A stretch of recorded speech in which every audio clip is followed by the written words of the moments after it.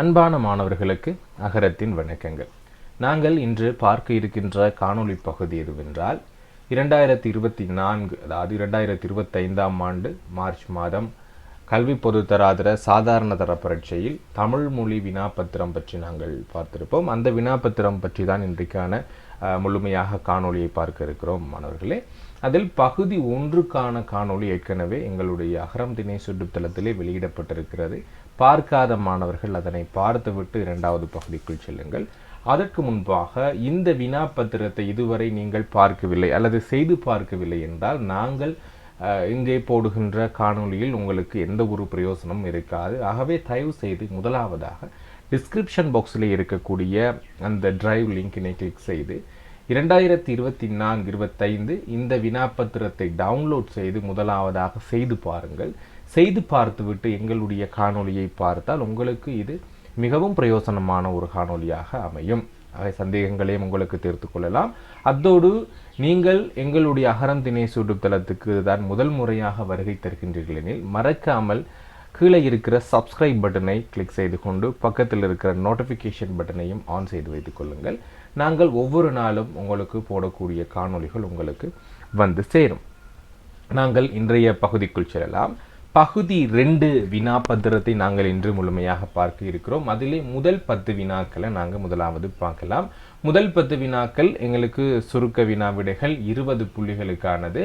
அதே நேரம் பகுதி 2 பார்த்தால் பகுதி 1 40 புள்ளிகள், பல்தேர்வு வினாக்கள் 40, பகுதி 2 எங்களுக்கு 80 புள்ளிகளை பெற்றுத்தரக்கூடிய ஒரு பகுதி. இந்த 80 புள்ளிகளாக மொத்தம் 120 புள்ளிகள் உங்களுக்கு பெற்றுக்கொள்ள முடியும் மாணவர்களே. அதே நேரம் நீங்கள் என்னுடைய புத்தகத்தை பெற விரும்புகின்ற பொழுது, என்னுடைய தமிழ் இலக்கண புத்தகத்தை பெறுகின்ற பொழுது என்னுடன் தொடர்பு கொண்டு நீங்கள் பெற்றுக்கொள்ள முடியும். இந்த புத்தகத்திலே பகுதி 1க்கான 40 புள்ளிகளுக்கும் பகுதி 2க்கான 80 புள்ளிக்குமான மொத்தம் 120 புள்ளிக்குமான முழுமையான பகுதிகள் இதிலே உள்ளடங்கியிருக்கின்றன. தரம் 6 தொடக்கம் 11 வரையான மாணவர்கள் இந்த புத்தகத்தை வாங்கிக் கொள்ளலாம். இதிலே இலக்கணம், அதே நேரம் மொழிவளம், ஆக்கத்திறன் ஆகிய 3 பகுதிகள் உள்ளடங்கலாக இருக்கும். மொத்தமாக முதல் பகுதி தரம் 10க்கு உடைய, தரம் 10, 11க்கு உடைய இலக்கண பகுதிகள் முழுமையாக எங்களுக்கு 10 பகுதிகள் கொடுக்கப்பட்டிருக்கிறது. அதே நேரம் மொழிவளம் சார்ந்த பகுதிகளில் முக்கியமாக செய்யுளை சந்தி பிரித்து எழுதுவது, அகராதி ஒழுங்கில் அமைந்த தொடக்கம் எங்களுக்கு 28 தலைப்புகளுக்கு மேல் மொழிவளம் சார்ந்ததும் 16 தலைப்புகளுக்கு மேல் எங்களுக்கு ஆக்கத்திறன் சார்ந்தது. அதில் பந்தி அமைத்தல், கட்டுரை, கடிதம், சுருக்கம், அழைப்புதல் என்று 16 தலைப்புகள் இருக்கின்றன. தேவையான மாணவர்கள் எங்களுடன் தொடர்பு கொண்டு பெற்றுக்கொள்ள முடியும். என்னுடைய வலைத்தள பக்கத்திலும் இதனை பெற்றுக்கொள்ள முடியும். இந்த பகுதியில் 120 புள்ளிகளை பெற்றுக்கொள்ள வேண்டும். பகுதி 3க்கு எங்களுக்கு 80 புள்ளிகளாக 200 புள்ளிகள் பிரிக்கப்பட்டிருக்கும் தெரியும். இப்போ முதலாவது இந்த 80 புள்ளியிலே நாங்கள் பார்க்க வேண்டியது முதல் 20 புள்ளிக்குமான சுருக்க வினா விடைகள். ஆகவே எங்களுக்கு இதிலே கூடுதலாக எழுத வேண்டிய அவசியம் இல்லை. நன்றாக புரிந்து கொள்ள வேண்டும் மாணவர்களே. கூடுதலாக நீங்கள் இதில் எழுதி உங்களுடைய நேரத்தை வீண் செய்ய வேண்டியதில்லை. உங்களுக்கு கேட்கப்பட்ட கேள்விகளுக்கு மாத்திரம் விடையளித்தால் எங்களுக்கு இதில் போதுமானதாக இருக்கும்.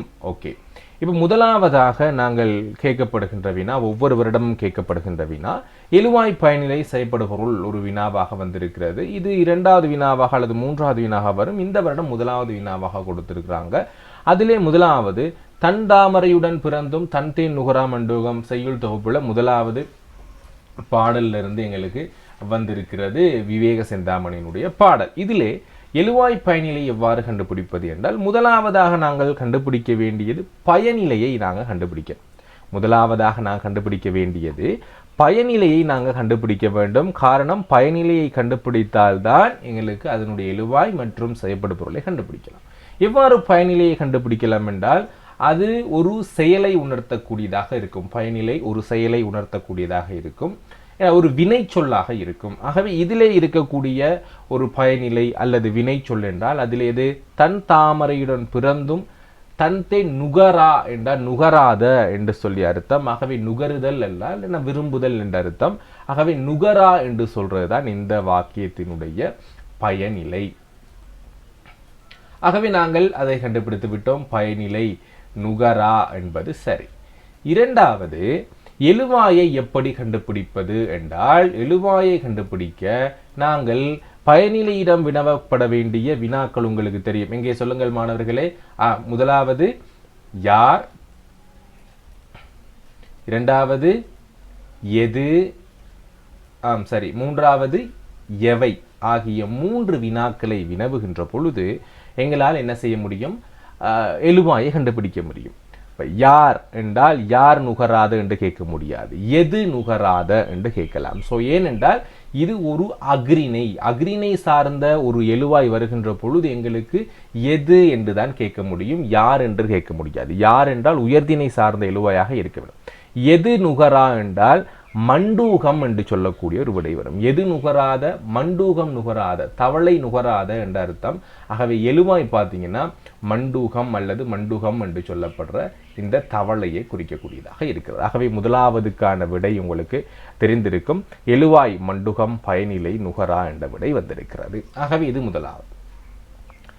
இரண்டாவது வினா எங்களுக்கு மிக மிக முக்கியமான ஒரு வினா, செய்யுளை சந்து பிரித்து எழுதுதல். ஆகவே இது பற்றியான பல்வேறு விளக்கங்கள் உங்களுக்கு என்னுடைய யூடியூப் தளத்திலே நான் கொடுத்திருக்கிறேன்.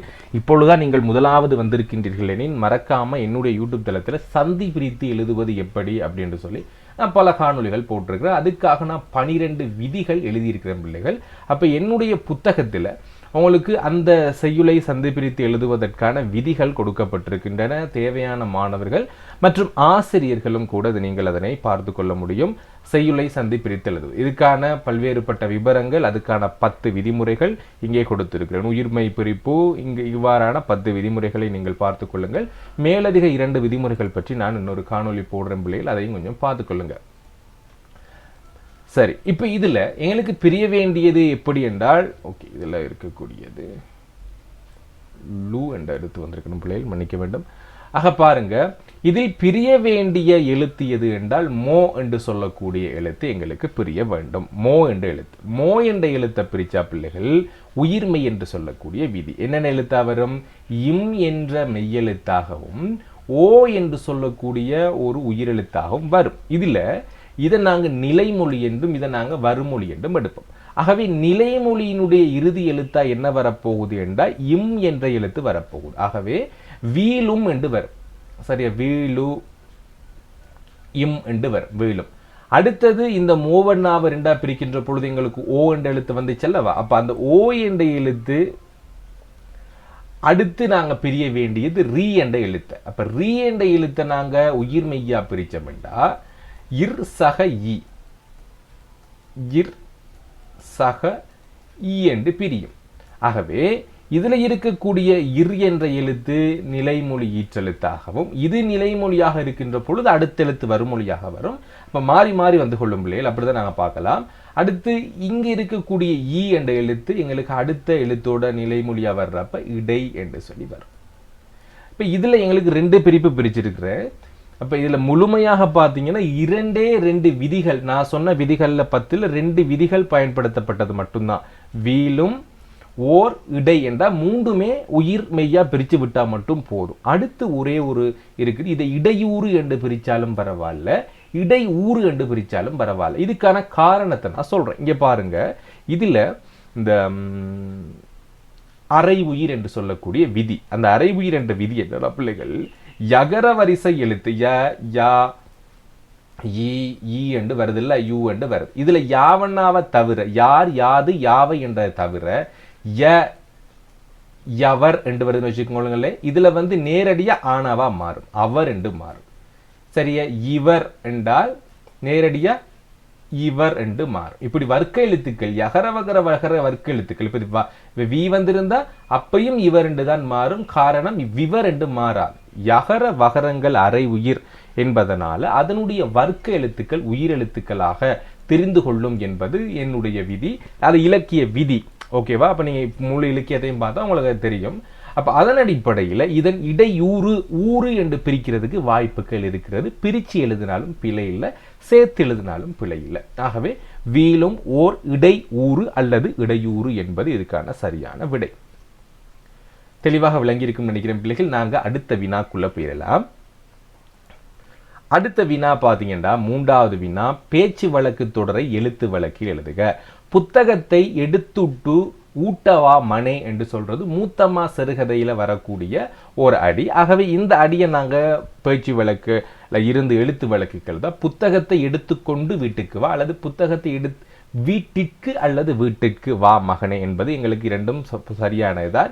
இப்படி எழுதார், வீட்டுக்கு அல்லது வீட்டிற்கு என்பதும் சரியானதுதான். புத்தகத்தை எடுத்து கொண்டு, எடுத்துட்டு என்று சொல்றது கொண்டு என்று மாறும். ஊட்ட என்பது வீடு அல்லது வீட்டுக்கு என்று மாறும். வா மனே என்பது வா மகனே என்பதாக மாறும். இதுதான் எங்களுக்கு இருக்கு. ஓகே, இது எங்களுக்கு சரியான விடையாக இருக்கும் இந்த எழுத்து வழக்கு தொடர். அடுத்ததாக இடம்பெறக்கூடிய ஒரு வினாவென்றால், கட்டாயமான ஒரு வினா என்றால் பிள்ளைகள் அது நிறுத்த குறிகள் சார்ந்த வினா. நிறுத்த குறிகள் சம்பந்தமான விளக்கங்கள் அடங்கிய காணொலிகளை என்னுடைய யூடியூப் தளத்தில் போட்டிருக்கும் பிள்ளைகள் பார்த்து கொள்ளுங்க. தேவையான மாணவர்கள், என்னுடைய வகுப்புல இணைஞ்சு கொள்ளக்கூடிய மாணவர்கள் நீங்க என்னோட தொடர்பு கொண்டு என்னுடைய வகுப்புல இருந்து கொள்ளலாம். தரம் 6 தொடக்கம் 13 வரையிலான சகல மாணவர்களுக்குமான தமிழ் மொழி வகுப்புகள் அகரம் தினேஷ் ஆன்லைன் அகாடமியின் ஊடாகவும் ரைட்வே அகாடமியின் ஊடாகவும் நடந்து கொண்டு வருகின்றன. ஆகவே தேவையான மாணவர்கள் இலங்கையில் எப்பாகத்திலிருந்தும் எங்களோட இணைஞ்சு எங்களுடைய கிளாஸ்ல படிச்சு கொள்ளலாம்.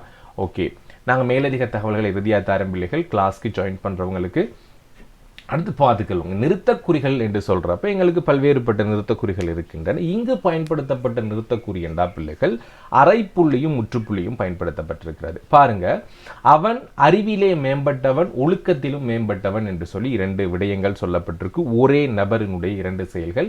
ஆகவே அரைப்புள்ளி பயன்படுத்தப்படும். அறிவிலே மேம்பட்டவன் ஒழுக்கத்திலும் மேம்பட்டவன் ஆகிய 2 தனித்தனி கருத்துக்கள் ஒரே வாக்கியத்தில் சொல்லப்பட்டிருக்கு. தனித்தனி கருத்துக்கள் ஒரே வாக்கியத்தில். பட் என்னன்னா 2 கருத்துக்களையும் தனித்தனியாகவும் அதே நேரத்தில் ஒன்றுக்கொண்டு தொடர்புடையதாகவும் காட்டுறதுக்கு தான் நாங்கள் என்னத்தை பயன்படுத்துவோம், அரைப்புள்ளி பயன்படுத்துவோம். எப்படி 2 கருத்துக்களையும் தனித்தனியாகவும் அதே நேரம் ஒன்றுக்கொண்டு தொடர்புடையதாக நாங்கள் காட்டணும். அப்போ தனித்தனியாக இருக்குது, பட் ஒன்றுக்கொண்டு தொடர்புடைய. ஒழுக்கத்திலும் மேம்பட்டவன் அறிவிலும் மேம்பட்டவன் தனித்தனி கருத்துக்கள். பட் பார்த்தீங்கன்னா 2ம் ஒன்றுக்கொண்டு தொடர்புடைய கருத்துக்கள். ஆகவே இப்படிப்பட்ட 2ம் தொடர்புடைய வெவ்வேறுபட்ட கருத்துக்களை எங்களுக்கு விளக்கின்ற பொழுது அந்த 2க்கு இடையில் அரைப்புள்ளி நாங்கள் விடணும். ஆகவே இந்த இடத்துல நாங்கள் அரைப்புள்ளி போட்டிருக்கிறோம். அதே மாதிரி அந்த வாக்கியம் முற்று பெற இடத்துல எங்களுக்கு முற்றுப்புள்ளி போட்டிருக்கோம். இப்படி போட்டிருந்தா பிள்ளைகள் இது மிக சரியான விடை. அடுத்ததாக நாங்கள் வந்துடுவோம் பிள்ளைகள். நேற்று அடுத்த ஒரு வினா எப்படி வரும்டா பிள்ளைகள், கூட்டு வாக்கியம். தனி வாக்கியத்தை கொடுத்து கூட்டு வாக்கியமாக இணைக்க சொல்லுவாங்க. அப்போ அது ஒரு வினாவாக இருக்கும். கூடுதலாக கலப்பு வாக்கியம் குறைவாக தான் வந்திருக்கு. கூட்டு வாக்கியமாக ஆக்குறது தான் எங்களுக்கு கூடுதலாக வந்திருக்கு. அதையும் பார்த்துக்கொள்வோம். இப்போ நேற்று பெரியதொரு விபத்து ஏற்பட்டது, உயிராபத்து எதுவும் ஏற்படவில்லை அப்படின்னு சொல்லியிருக்கிறாங்க. ஆகவே மேற்படி 2 வாக்கு இணைப்பதற்கு பொருத்தமான இணைப்படை சொல்லை குறிப்பிடுக. ஆகவே நாங்கள் இணைப்படை சொல்லை குறிப்பிட்டு நாங்கள் என்ன செய்யலாம், இணைச்சு எழுதலாம். நேற்று பெரியதொரு விபத்து ஏற்பட்டது, எனினும் உயிராபத்து எதுவும் ஏற்படவில்லை. நேற்று பாரியதொரு விபத்து ஏற்பட்டது, ஆயினும் உயிராபத்து ஏற்படவில்லை. நேற்று பெரியதொரு விபத்து ஏற்பட்டது என்றாலும் உயிராபத்து எதுவும் ஏற்படவில்லை ஆகிய எனினும் ஆயினும் என்றாலும் ஆகிய 3 இணைப்பிடை சொற்களை வைத்து நாங்கள் இதை ஒரு கூட்டு வாக்கியமாக எழுத முடியும். இந்த கிளியர் என்று நினைக்கிறேன். அடுத்ததாக 6வது வினா. இந்த வருடம் 2 வினாக்கள் ஒரே போல 6வது மற்றும் 8வது வினாக்கள் எங்களுக்கு கொடுக்கப்பட்டிருக்கிறது. போன வருடம் பார்த்தீங்கன்னா நான் நினைக்கிறேன் பெயராகவும் வினை அடையாகவும் கேட்டிருந்தாங்க. இந்த முறை வினை முற்றாகவும் பெயர் அச்சமாகவும் கேட்டிருக்கிறாங்க. பெயர் எச்சமாகவும் நாங்கள் அதை பார்க்கலாம். வரும் என்ற சொல் வினை முற்றாகவும் பெயரெச்சமாகவும் வரத்தக்க வகையில் சொல்லணும். ஆகவே வரும் என்ற சொல்ல பார்த்தீங்கன்னா நாளை மழை வரும் என்று சொல்றப்ப எங்களுக்கு வரும் என்பது வினையினுடைய முடிவை சுட்டி காட்டிருக்கு. முற்று இதுல என்னென்ன காலம்னா காலத்தை வெளிப்படையாக காட்டியிருக்கணும். செயலும் செய்தோரையும் எப்போது செய்யப்பட்டது யாரால் செய்யப்பட்டது போன்றது தெளிவா தெரியணும். அப்படி தெரிந்தா பிள்ளைகள் அதை நாங்கள் வினை முற்று என்று சொல்லுவோம். ஆகவே இதுல முக்கியமான ஒன்றுனா காலத்தை வெளிப்படையாக காட்டணும். யாரு செஞ்சா, எங்க செய்யப்பட்டிருக்கு, எப்போது செய்யப்பட்டிருக்கு, யாரால செய்யப்பட்டிருக்கு, இதெல்லாம் தெளிவா தெரியுது. நாளை மழை வரும் அப்படிங்கிறது எங்களுக்கு காலம் வெளிப்படையாக இருக்குது, என்ன நடந்திருக்கு என்றும் தெளிவாக விளங்குது. ஸோ எங்களுக்கு அதில் எழுவா ஏதாவது வேற ஒரு உயர்திணையாக இருக்குது அப்படிங்கிற பட்சத்தில் எங்களுக்கு தெளிவாக தெரியும் இது யார் செஞ்சா அப்படிங்கிறதெல்லாம் தெளிவாக தெரியும் பிள்ளைகள். ஆக இதில் எங்களுக்கு வினை முற்றுங்கிறது தெளிவாக தெரியணும். முற்று வாக்கியம் அப்படிங்கிறது. ஆக நாளை மழை வரும் என்ற வரும் என்பது முற்றாக முடிஞ்சிருக்கு. அடுத்து பெயரெச்சமாக வரும் அப்படின்னா பிள்ளைகள் ஒரு எச்ச சொல்லுக்கு பின்னாடி எச்சமண்ட நாங்கள் பார்த்துருக்கிறோம். எங்களுக்கு எச்சம் என்ன செய்யாதுண்டா முடிவடைஞ்சிருக்காது. ஏதோ ஒரு பெரிதொரு சொல்லை வந்து எதிர்பார்த்து நிற்கும். அப்படி எதிர்பார்த்து நிற்கிறது பெயர் சொல்லா இருந்தா பெயரெச்சம், வினை சொல்லா இருந்தா வினையெச்சம். ஆக இதுல கேட்கறது பெயரெச்சம் தான். ஆக பெயரெச்சத்தினுடைய 3 காலம் செய்த, செய்கின்ற, செய்யும் அப்படிங்கிற 3 காலத்துல வரும். ஏன்னா செய்த வேலை, செய்கின்ற வேலை, செய்யும் வேலை அப்படிங்கிற அமைப்புல வரும். ஆகவே வரும் என்ற இறந்த கால வடிவில் வந்திருக்கு. வரும் புகையிரதம். ஆகவே வரும் என்று சொல்லக்கூடிய ஒரு சொல் அடுத்து வந்திருக்கு என்னது? புகையிரதம் என்று சொல்லக்கூடிய ஒரு பெயர் சொல்லை தாங்கி வந்திருக்கு. இறுதி முடிஞ்சிருக்கு. ஆகவே என்ன செஞ்சிருக்கு? இங்கே எச்சப்பட்டிருக்குது. வரும் என்றால் என்ன நடக்க போகுது என்று எதிர்பார்க்கிறோம். புகையிரதம். இப்போ வந்த புகையிரதம், வரும் புகையிரதம் ஏன்னா அப்படி என்று சொல்லி இது எதிர்காலத்தில் வரும் புகையிரதம் என்று சொல்லி எங்களுக்கு இருக்குது. ஆகவே இது எங்களுக்கு எச்சமாக இருக்குது பிள்ளைகள். அடுத்ததுக்குள்ள நாங்கள் போயிடலாம். 7வது வினா, பின்வரும் சொற்கள். அப்போ 2 ஏற்கனவே ஆரம்ப காலகட்டங்களில் இப்படியான வினாக்கள் கேட்கப்பட்டிருந்துச்சு பிள்ளைகள். ஒரு சில காலகட்டங்களில் இது தவிர்க்கப்பட்டிருந்துச்சு. மீண்டும் இந்த வருடம் என்ன செஞ்சிருக்கிறாங்கன்னா ஒரு எழுத்து பிழைய அல்லது அந்த சொற்பிழை சம்பந்தமான விடயங்களை கொடுத்து ஒரு வினா கேட்குறாங்க. அதே மாதிரி வாக்கிய பிழையும் கேட்பாங்க. பாருங்க, பின்வரும் சொற்களில் காணப்படும் எழுத்து பிழைகளை இனங்கண்டு அவற்றின் திருத்தி சரியான மொழி எழுதுக. அப்ப அந்நிய செலாவணி என்று சொல்றாங்க, செலவீனம் என்று சொல்றாங்க. ரெண்டுலையுமே என்ன பிள்ளைனா அந்நிய செலவாணி என்று வந்திருக்கணும். செலாவா அப்படிங்கிறது வந்து செலாவணி என்று சொல்றது. அந்நிய செலவாணி என்பதுதான் சரியான விடை. செலவீனம் என்று சொல்றதை விட செலவினம் என்று சொல்றது தான் சரியானதாக இருக்கும். ஆகவே இதில் இருக்கக்கூடிய 2 எழுத்து பிள்ளைகள் இவ்வளவுதான். அடுத்ததாக 8வது பார்த்தீங்கன்னா பிள்ளைகள் இது தொடர்ந்தேர்ச்சியாக வரக்கூடியதான். நாடி என்ற பெயராகவும் வினையாகும். கடந்த வருடம் மட்டும் எங்களுக்கு அந்த வினா வரல. இந்த வருடம் மரகவும் போட்டிருக்கிறாங்க. நாடி என்ற ஒரு பெயராகவும் வினையாகவும் வரத்தக்க வகையில் ஒவ்வொரு வாக்கியம் எழுதுக என்று போட்டிருக்கிறாங்க. இதில் பாருங்க, பெயரா எழுதுறப்ப இலங்கை அழகான நாடாகும். 2வது வினை பார்த்தீங்கன்னா சிலர் உணவகங்களை நாடுகின்றனர். ஆகவே நாடுகின்றனர் என்ற வினை, பெயர் அப்படிங்கிறது நாடு என்று சொல்லக்கூடிய ஒன்றை குறிப்பிடப்பட்டிருக்கு. நல்லா அவதானிச்சு கொள்ளுங்க பிள்ளைகள். இது இந்த வருடம் எக்ஸாம் பேப்பர் வந்த ஸ்கீம் அடிப்படையில் எங்களுக்கு அந்த வினாபத்திரத்துக்கு அவங்க கவர்மெண்டால கொடுக்கப்பட்டிருக்கக்கூடிய கல்வி அமைச்சால கொடுக்கப்பட்டிருக்கக்கூடிய வினா விடை பத்திரத்துக்கு இணங்க தான் இங்கே தயாரிக்கப்பட்டிருக்க பிள்ளைகள். ஆகவே எந்த ஒரு பிழையும் உங்களுக்கு வர்றதுக்கு வாய்ப்புகள் இல்லை. இப்படி தான் உங்களோட பேப்பரும் திருத்துவாங்க. பேப்பர் திருத்துறதுக்கு உங்களுக்கு கொடுக்கப்பட்டிருக்கிற அந்த மொடியூல், அந்த ஸ்கீம்ல இருந்து நான் நேரடியாக எடுத்து தான் இதுக்கான விடைகளை கொடுத்து கொண்டிருக்கிறேன். ஓகே, இதில் 9வது விடையை பார்த்தீங்க, 9வது வினா பார்த்தீங்கன்னா இந்த வருடம் கொஞ்சம் புதுசாக தெரிஞ்சு இதே வினா பிள்ளைகள் நாங்கள் இறுதி கருத்தரங்களை பேசியிருந்தேன். கண்டிப்பாக இப்படியான ஒரு வினா வரும் என்று சொல்லி எங்களோட ஃபைனல் செமினாரில் இந்த மாதிரி ஒரு வினா ஒன்று பேசியிருந்தோம். ஆகவே இது எங்களுக்கு அதிகமாக வந்திருக்குது. மெய், வாய், கண், மூக்கு, செவி தொகை சொற்கள் சம்பந்தமானது. ஆகவே மெய், வாய், கண், மூக்கு, செவி என்பன என்ன? சுவை, ஒளி, ஊர், ஓசை, நாற்றம் என்பவற்றை குறித்து தொகை சொற்கள் எழுதுங்க. ஸோ மெய்வாய், கண், மூக்கு, செவி என்பது ஐம்பொறி என்றும், சுவை, ஒளி, ஊர், ஓசை, நாற்றம் என்பது ஐம்புலன் என்றும் பெரும்பாலும் நாங்கள் பாரதியார் சுயசரிதை படிக்கிறப்ப இந்த பகுதியை சொல்லிக் கொடுக்கிறது வழக்கம் அதிகமாக. அதே நேரம் எங்களுடைய பகுதியில் பார்த்தீங்கன்னா தொகை சொற்கள் என்று சொல்லக்கூடிய பகுதியில் இது அனைத்துக்கும் உங்களுக்கு நான் விட கொடுத்துருக்கிறேன். அதிகமானதை பற்றி பேசியிருப்பேன். தொகை சொற்களில் வந்து இது பற்றி நாங்கள் அதிகமாக பேசியிருப்போம், படிச்சிருக்கிறோம். அதே மாதிரி பிள்ளைகள் அதிகமாக நீங்கள் தொகை சொற்களோட சேர்த்து தொடர்மொழி குறுமொழியை கூடுதலாக பார்த்துக்கொள்ளுங்க பிள்ளைகள். கூடுதலாக உங்களுக்கு தொடர்மொழி குறுமொழி அதிகமாக உங்களோட பார்ட் 1 பகுதியில் வந்து கொண்டே இருக்கிறது. ஆக தொகை சொற்கள் இந்த இருக்குது. தொகை சொற்கள் பகுதியில் பார்த்தீங்கன்னா ஐம்பூதம், ஐம்பொறி என எல்லாம் கொடுத்துருக்கு. ஐம்பொறி, ஐம்பொன், ஐம்புலன் எல்லாமே உங்களுக்கு அகராதி வரிசை அடிப்படையில் கொடுத்துருக்க பிள்ளைகள். ஆகவே நீங்கள் அதை திருப்பி பார்த்துக்கொள்ளுங்க. ஓகே, இப்போ நாங்கள் அடுத்த வினாக்குள்ளே போயிடுவோம். 10வது வினா, இறுதி வினா. பின்வரும் வாக்கியத்தை வலுவற்ற வகையில் திருத்தி எழுதுக. ஆகவே பிள்ளைகள் இதுக்கு நான் உங்களுக்கு சில காணொலிகள் போட்டிருக்கிறேன் என்னோட வீடியோவில். ஏன் சில வலுவற்ற வாக்கியங்கள் வருது? அனைவரும் எனது முதற்கண் வணக்கத்தை தெரிவித்துக் கொள்கிறேன் என்று சொல்லுகின்ற பொழுது எங்களுக்கு இருக்கிற வலு என்ன அப்படின்னா, என்னுடைய முதல் கண் என்று சொல்லக்கூடிய எனது, என்னுடைய நேரத்தை குறிக்காமல் எனது என்று சொல்லி எனக்கு சொல்லப்பட்டிருக்கு. ஆகவே இது இப்படி இல்லாமல் பாருங்க, அனைவருக்கும் எனது முதல் கண் என்று சொல்றாங்க. என்னுடைய முதல் கண்ணான வணக்கத்தை சொல்றாங்க. என்னுடைய முதல் கண், அப்போ 2வது கண் அப்படின்ற பொருள் கொள்ளக்கூடியதான ஒரு பிழை இருக்குது. 1வது கண், 2வது கண் அப்படின்னு சொல்லி எங்களுக்கு கொஞ்சம் குழப்பம் ஏற்படக்கூடிய வகையில் இருக்குது. அப்படி இல்லாமல் எங்களுக்கு கொஞ்சம் மாற்றி அமைச்சோம்னா இதில் ஸ்கீமில் கொடுத்துருக்கிற 4 விடைகள் பார்த்தீங்கன்னா அனைவருக்கும் எனது வணக்கத்தை முதல் கண் தெரிவித்து, அப்போ முதலாவதாக என்ற ஒரு பொருள் இங்கே வருது. இங்கே முதலாவதாக என்ற பொருள் வராமல் வேறு ஒரு என்னுடைய முதலாவது கண் என்ற பொருளில் வர்ற மாதிரி எங்களுக்கு கொஞ்சம் குழப்பம் இருக்குது. அதான் இதில் வலு. அப்ப அனைவருக்கும் முதற்கண் எனது வணக்கத்தை தெரிவித்துக் கொள்கிறேன். முதற்கண் அனைவருக்கும் எனது வணக்கத்தை தெரிவித்துக் கொள்கிறேன். எனது வணக்கத்தை அனைவருக்கும் முதற்கண் தெரிவித்துக் கொள்கிறேன். ஆக இப்படி எப்படி வேண்டாம் எழுதலாம், அல்லது எனது என்பதுக்கு பின்னாடி முதற்கண் என்பது எங்களுக்கு வராமல் இருந்துச்சுன்னா ஓகே. இவ்வளவுதான் பிள்ளைகள். எங்களுடைய பகுதி 2ல் முதல் 10 வினாக்கள் தெளிவாக விளங்கியிருக்கும்னு நினைக்கிறேன். நாங்கள் அடுத்ததாக பார்க்க போறது பகுதி 2க்கான விடைகள். அந்த பகுதி 2 பற்றி உங்களுக்கு நல்லாவே தெரிஞ்சிருக்கும் பிள்ளைகள். 2வது வினா, பகுதி 2ல் 2வது வினா கட்டுரை பற்றியான வினா. கட்டுரை, உரையாடல் மற்றும் சிறுகதை போன்ற பகுதிகள், எங்களுக்கு மேடை பேச்சு போன்ற பகுதிகள் அதிகமாக வரும். ஆகவே இதில் நாங்கள் முதலாவது பார்த்து கொள்ள வேண்டியது புள்ளி திட்டம் சம்பந்தமாக நாங்கள் பார்த்துக்கொள்ளும்.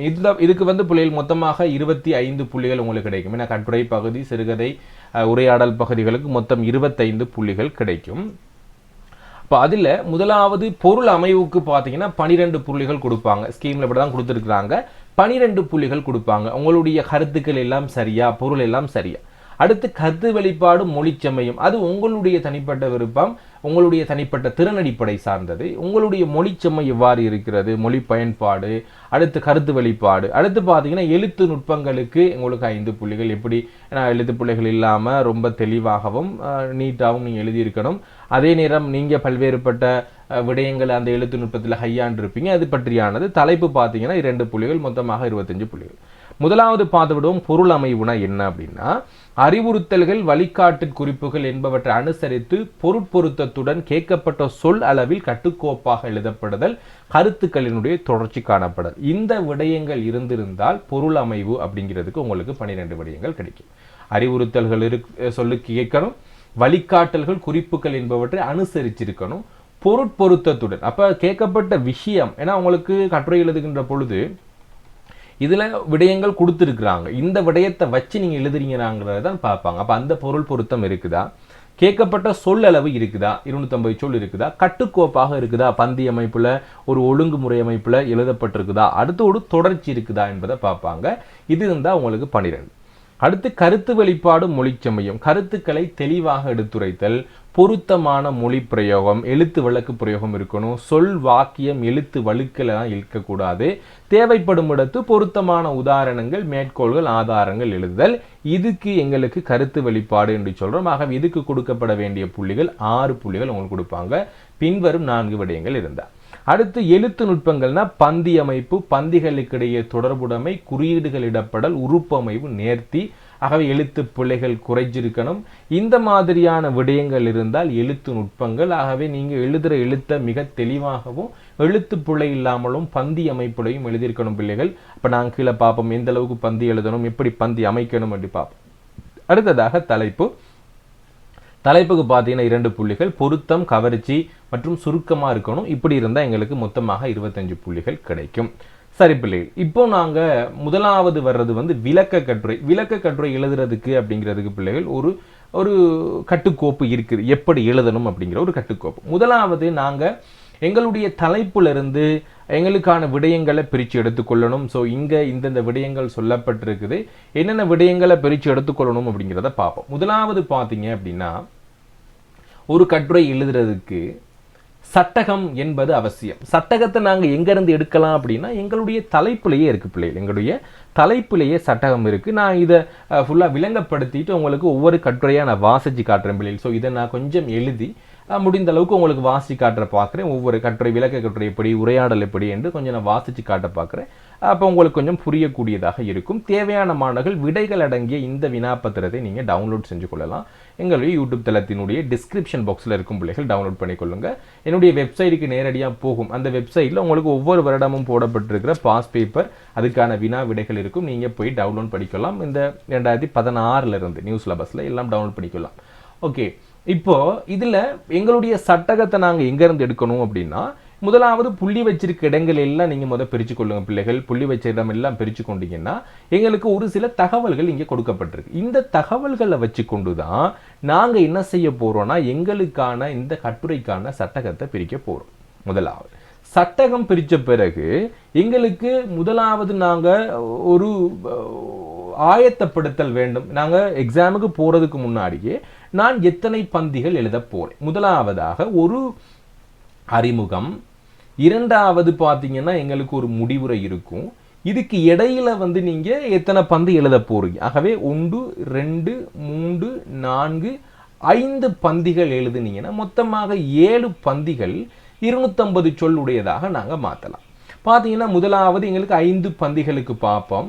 40 சொற்கள் அடங்கிய எங்களுக்கு கிட்டத்தட்ட ஒரு 5 பந்திகள். ஆக 40 சொற்கள் அடங்கியதுன்னா பிள்ளைகள் மொத்தமாக 200 சொற்கள் நாங்கள் கொண்டு வந்துடலாம். இதில் இந்த 5 பந்திகள் தான் உங்களுடைய உடல் என்று சொல்லுவோம்.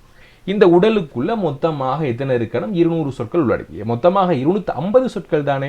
ஆகவே இதுல முதலாவதாக அறிமுகத்துக்கு 30 சொல்களும் முடிவுரைக்கு 20 சொல்களும் எழுதுனீங்கன்னா மொத்தமாக நீங்க 250 சொற்கள் எழுதியிருப்பீங்க.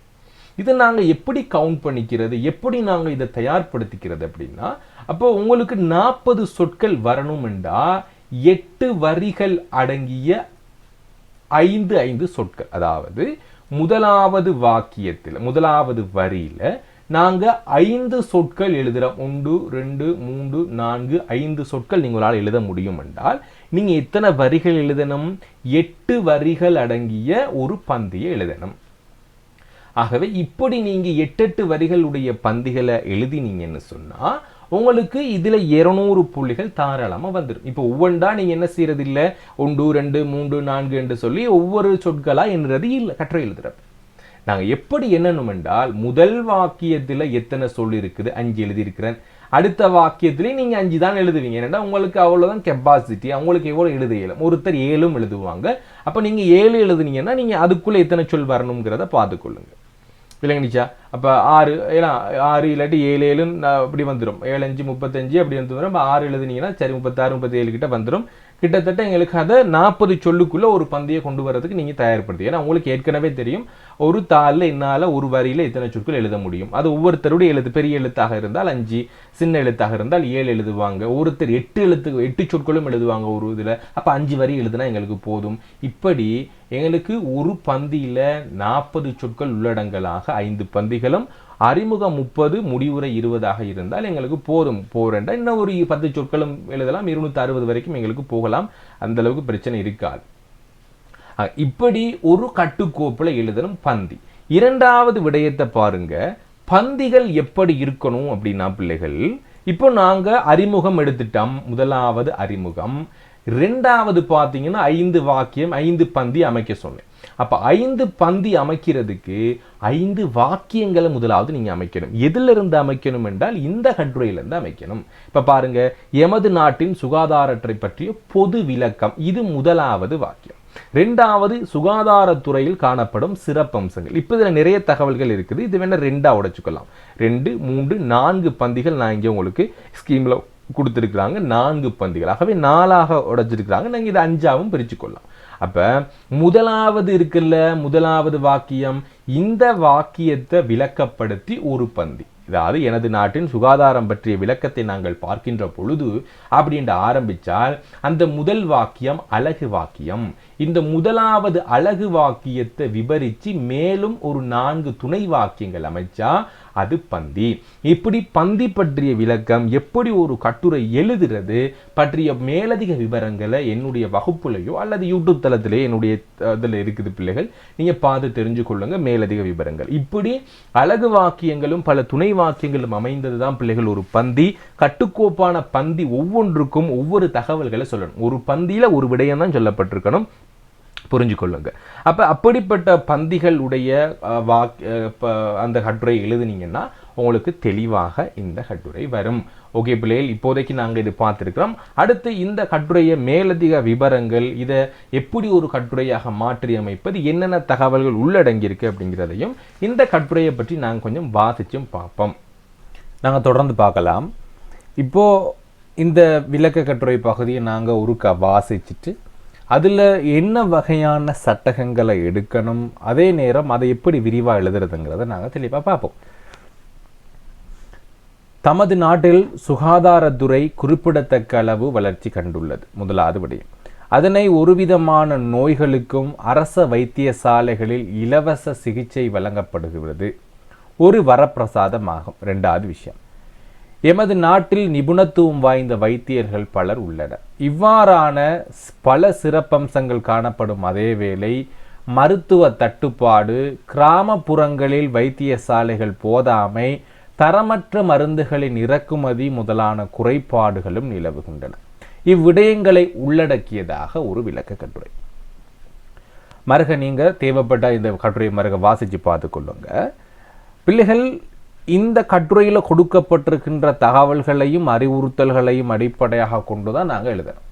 ஆகவே கேட்கப்படுற விடயம் சுகாதாரத்துறை பற்றியான முதலாவது விளக்கம். ஏன்னா தமது நாட்டில் சுகாதாரத்துறை குறிப்பிடத்தக்க அளவு வளர்ச்சி கண்டுள்ளது. ஆக முதலாவது நாங்கள் சொல்ல வேண்டியது சுகாதாரத்துறையினுடைய அறிமுகம், அடுத்து எங்களுடைய நாட்டில் சுகாதாரத்துறை எந்த அளவுக்கு வளர்ச்சி கண்டிருக்கிறதுங்கிறது முதலாவது. இரண்டாவது விடயம் எங்கட நாட்டில் சுகாதாரத்துறையில் காணப்படும் சிறப்பம்சங்கள் என்னென்ன. ஸோ முதலாவது விடயம் கேட்கப்படுறது எம்முடைய சுகாதார இந்த நாட்டில் காணப்படக்கூடிய சுகாதாரத்துறை சிறப்பம்சங்கள் என்ன. ரெண்டாவது விடயம் எங்களுடைய குறைபாடுகள் என்ன. இந்த விடயங்கள் தான் எங்களுக்கு முக்கியமாக கேட்கப்படுகின்றன. மூன்றாவது இதனை நிவர்த்தி செய்யறதுக்கு எடுக்கக்கூடிய நடவடிக்கைகள் என்ன அப்படிங்கிற 3 விடயங்களை உள்ளடக்கியதாக இருக்கணும் எங்களுடைய கட்டுரை.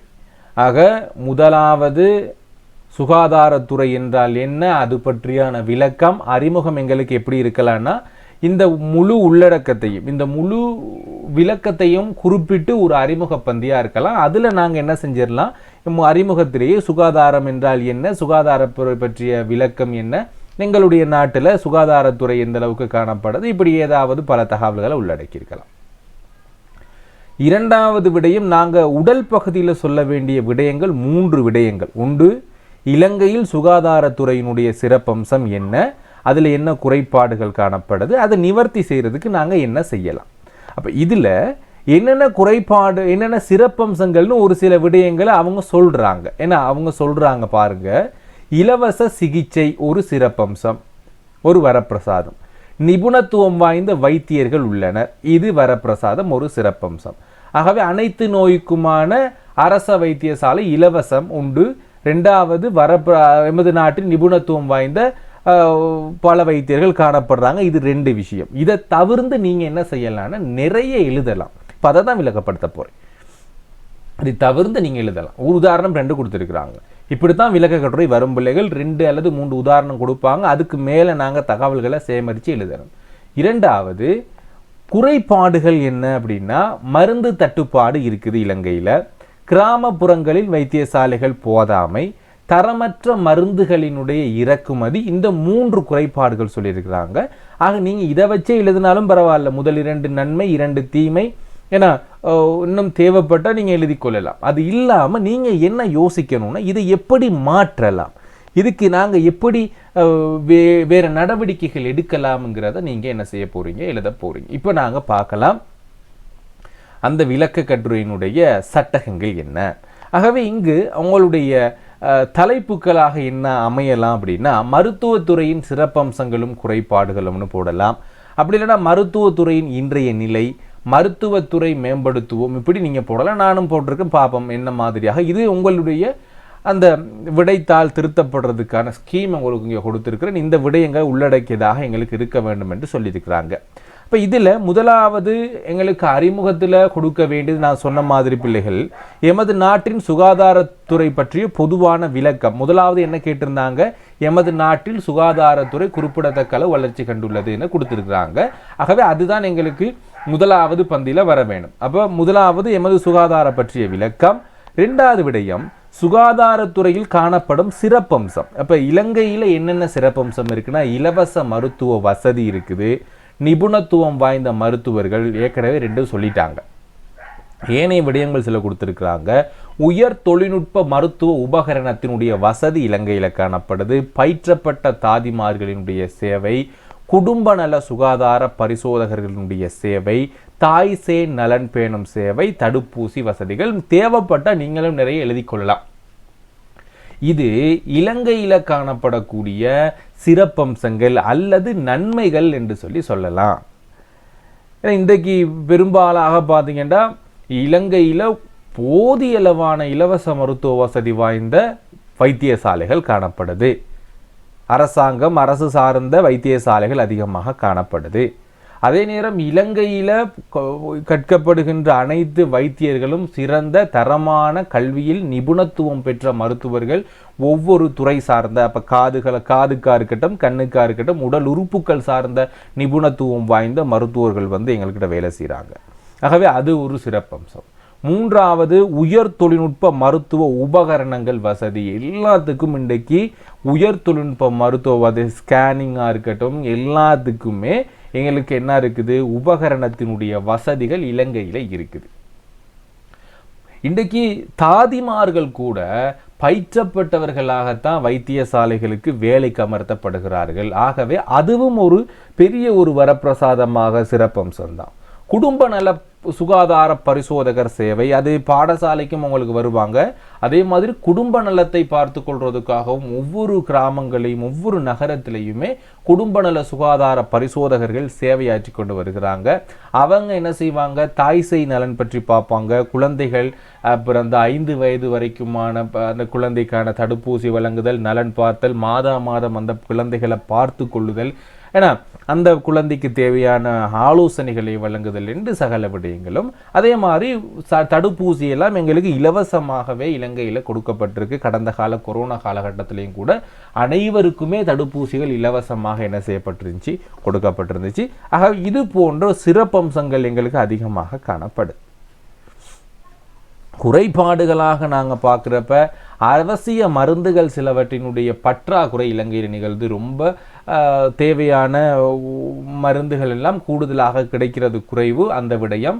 அடுத்து வைத்தியசாலைகளினுடைய உட்கட்டமைப்பு வசதிகள் குறைபாடாகத்தான் இருக்குது. அது பெரிய பெரிய நகரங்களில் இருக்கக்கூடிய வைத்தியசாலைகள் எடுத்துக்கிட்டால் நாங்கள் பெரும்பாலும் நல்லதாக தான் இருக்குது. ஆனால் கிராமப்புறங்களில் சிறுநகரங்களில் பார்த்தால் வைத்தியசாலைகளினுடைய உட்கட்டமைப்பு வசதிகள், அங்கே இருக்கக்கூடிய தளபாட வசதிகள், அடுத்து நிபுணத்துவம் வாய்ந்த பரிசோதகர்கள் இருக்கிறாங்க. என்னதான் இருந்தாலும் எங்களுக்கு அங்கே உயர் தொழில்நுட்ப மருத்துவ வசதிகள் கொஞ்சம் குறைவாகத்தான் இருக்குது.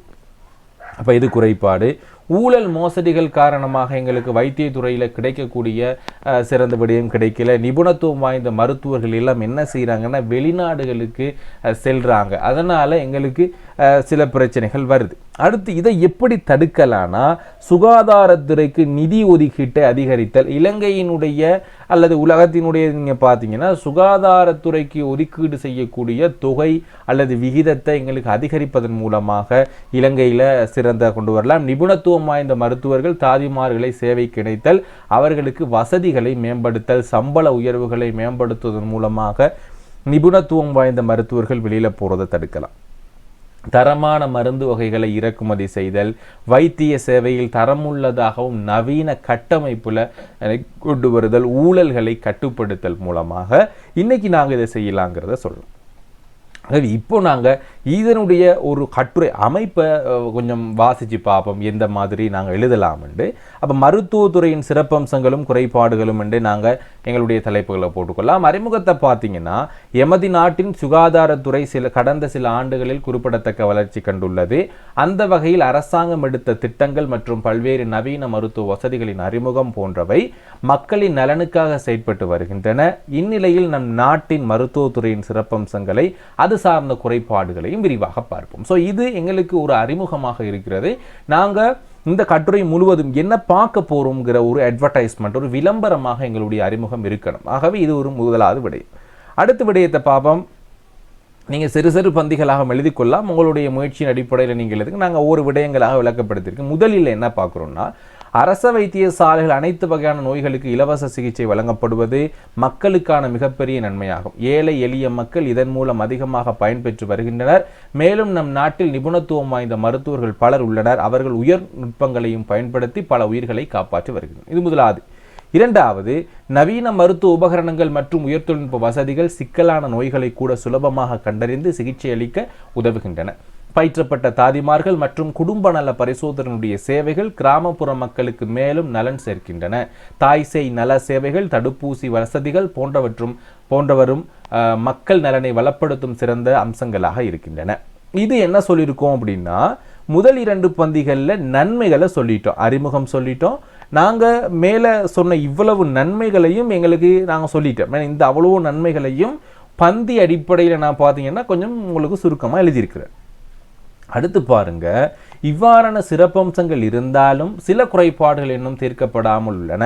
அவசியமான மருந்துகள் சில இடங்களில் கிடைக்காமல் போவது நோயாளிகளுக்கு இடையூறாக அமைகிறது. சில வைத்தியசாலைகளில் அடிப்படை உட்கட்டமைப்பு குறைவாக காணப்படுகிறது. ஊழல், மோசடிகள், மருந்து மற்றும் மருத்துவ உபகரணங்கள் வாங்கும் செயல்களில் நேர்மையின்மை போன்றவை பொதுமக்கள் நம்பிக்கையை பாதிக்கின்றன. நிபுணத்துவம் வாய்ந்த மருத்துவர்களின் வெளிநாட்டில் வேலை தேடி செல்லும் நிலையும் நாட்டுக்கே இழப்பாக இருக்கிறது. இது ரெண்டாவது. அடுத்து பார்த்தீங்கன்னா இந்த குறைபாடு, அப்போ ஒரு பந்தியில் நாங்கள் என்ன செஞ்சிட்டோம், குறைபாடை சொல்லிட்டோம். இந்த குறைபாடுகளை சரி செய்வதற்கான சில முக்கிய நடவடிக்கை. அப்போ கேட்கப்பட்டது என்ன, நன்மை, தீமை, அடுத்து எப்படி நாங்கள் சரி செய்யலாம் எடுக்கப்பட வேண்டும். சுகாதாரத்துறைக்கு அரசாங்கம் அதிக நிதியை ஒதுக்க வேண்டும், சொன்ன விடயம்தான். மேலும் நிபுணத்துவம் வாய்ந்த மருத்துவர்கள் மற்றும் தாதிமாரினுடைய சேவையை உறுதி செய்ய வேண்டும். தரமான மருந்துகளை மட்டுமே இறக்குமதி செய்ய வேண்டும். அனைத்து மருத்துவமனைகளும் தரமற்ற வசதிகளை தவிர்த்து நவீன உபகரணங்களால் சீரமைக்கப்பட வேண்டும். ஊழல் மற்றும் மோசடிகளை கட்டுப்படுத்தும் கட்டுப்பாடுகள் மிகவும் கடுமையாக அமையப்பட வேண்டும். முடிவாக, இப்போ இது தேவையில்லை, முடிவாகன்னு தேவையில்லை, பட் நான் முடிவும் அப்படி தெரியணும் அப்படிங்கிறதுக்காக நான் முடிவாகனே எழுதியிருக்கிறேன். முடிவாக, நமது நாட்டின் மருத்துவத்துறை பல்வேறு சிறப்பம்சங்களுடன் மெருகேறி வருகிறது என்பது உண்மைதான். ஆனால் இன்னும் சில குறைபாடுகளை சரி செய்தால் உலகத்தரத்தில் ஒப்பிடத்தக்க ஒரு சிறந்த சுகாதார அமைப்பை நாம் நாடு பெறும் என்பது நிச்சயம் என்பதாக எங்களுடைய கட்டுரை நாங்கள் முடிச்சிருக்கோம் பிள்ளைகள். ஆகவே இவ்வாறாக உங்களுடைய கட்டுரை இதை விட சிறப்பாகவும் நீங்கள் நல்லாவே கட்டுரைகளை எழுதுவீங்க பிள்ளைகள். ஆகவே இவ்வாறாக உங்களுடைய கட்டுரைகள் ஒழுங்குமுறைப்படி எழுத்துப்பிள்ளைகள் இல்லாமல் பந்தி அமைப்போட ஒழுங்கமைவ உங்களுக்கு சொற்கள் அமைப்படையில் இருந்துச்சு என்று சொன்னால் எங்களுக்கு இதுக்கு 25க்கு 25 புள்ளிகள் பெற்றுக்கொள்வது பிள்ளைகள் நிச்சயம் எங்களால் யாராலையுமே உங்களுக்கான புள்ளிகளை குறைச்சி கொள்ள முடியாது. ஓகே, இப்போ இது விளக்க கட்டுரை சார்ந்து நாங்கள் முழுமையாக பார்த்துருக்கலாம். அடுத்து இதிலிருந்து முழுமையாக வேறுபட்ட ஒன்று தான் பிள்ளைகள் உரையாடல் என்று சொல்லக்கூடிய இரண்டாவது விடயம். ஆக உரையாடல் எங்களுக்கு ஒவ்வொரு வருடம் வருது. ஒன்று விளக்க கட்டுரை, இரண்டாவது உரையாடல் எங்களுக்கு கண்டிப்பானது. மூன்றாவது சிறுகதை. இங்கே ஒன்று மேடை பேச்சா இருக்கலாம், இல்லது அறிக்கையா இருக்கலாம், இதில் எதுவும் மாறுபடலாம். ஏன்னா எங்களுக்கு இதில் வேறுபடலாம். ஆனால் எங்களுக்கு விளக்க கட்டுரை, உரையாடல் மற்றும் சிறுகதை கண்டிப்பானது, கட்டாயமாக அது வரக்கூடிய வினாக்கள் தான். ஆக ஒரு சில மாணவர்கள் அதிகமாக பார்த்தீங்கன்னா உரையாடல் எழுத்துருவாங்க. ஏனென்றால் இந்த அளவுக்கு பந்தி அமைப்போ அல்லது ஏனைய கட்டுப்பாடுகளோ இல்லாத ஒரு அமைப்பு தான் இந்த உரையாடல். இதில் பார்த்தீங்கன்னு சொன்னால் ஓரளவுக்கு எங்களுக்கு பேச்சு வழக்கு சொற்களை தொடர்களை கொஞ்சம் பயன்படுத்தி நாங்கள் எழுதலாம். முழுமையாக பேச்சு வழக்கை பயன்படுத்த போகாதீங்க. ஓரளவுக்கு உங்களுடைய பேச்சு வழக்கு உரையாடல் தானே, 2 பேர் பேசிக்கொள்வது தானே.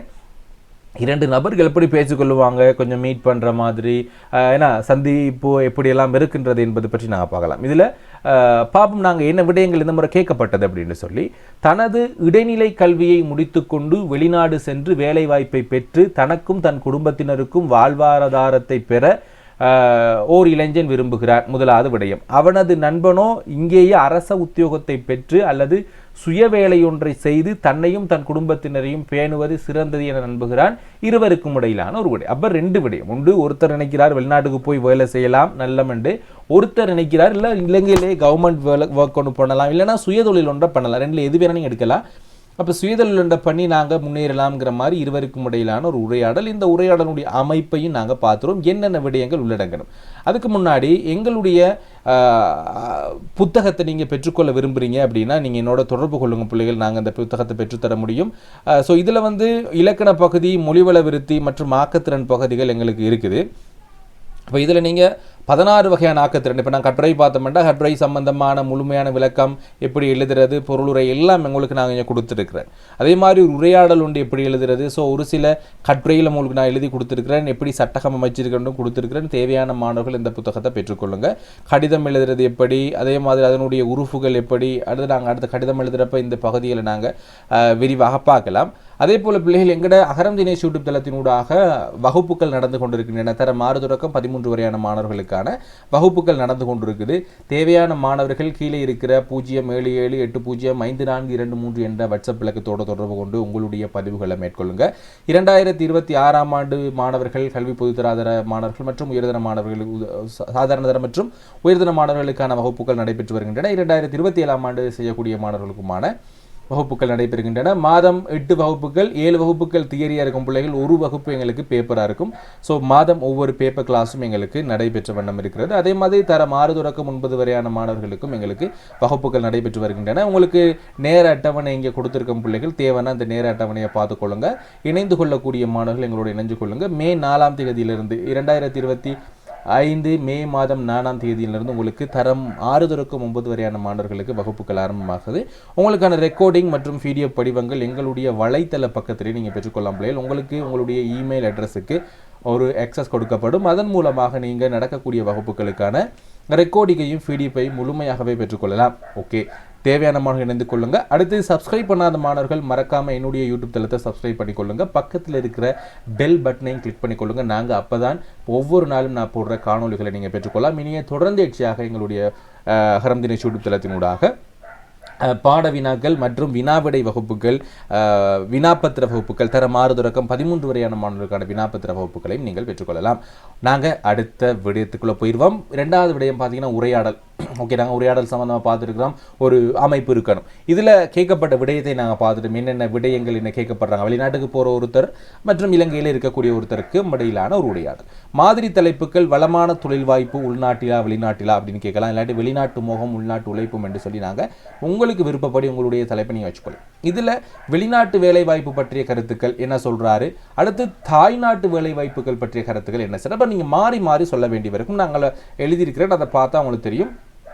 ஓகே, பாருங்க, வெளிநாட்டு வேலைவாய்ப்பில் கூடிய வருமானம் ஈடுதல், அடுத்து ஈட்டுதல், அந்நிய செலாவணி நாட்டுக்கு கிடைத்தல், உள்நாட்டு தொழில் வாய்ப்பின்மை, அரசாங்கத்தின் ஊக்குவிப்பு, வசதியான வாழ்க்கை வாய்ப்பு, சமூக அந்தஸ்து உயர்தல். இது எங்களுக்கு வெளிநாட்டு வேலை வாய்ப்பால். அதே நேரம் உள்நாட்டு வேலை வாய்ப்பால் பார்த்தீங்கன்னா கௌரவமான தொழில், அரச வேலை வாய்ப்புகள், சுய தொழில் முயற்சிகள் மூலமாக கௌரவமான வேலை வாய்ப்பு இருக்கிறது.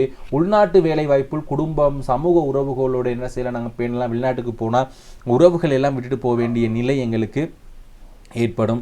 ஸோ அதனால இது கொஞ்சம் தாழ்வானது என்று நாங்கள் சுட்டி காட்டலாம்.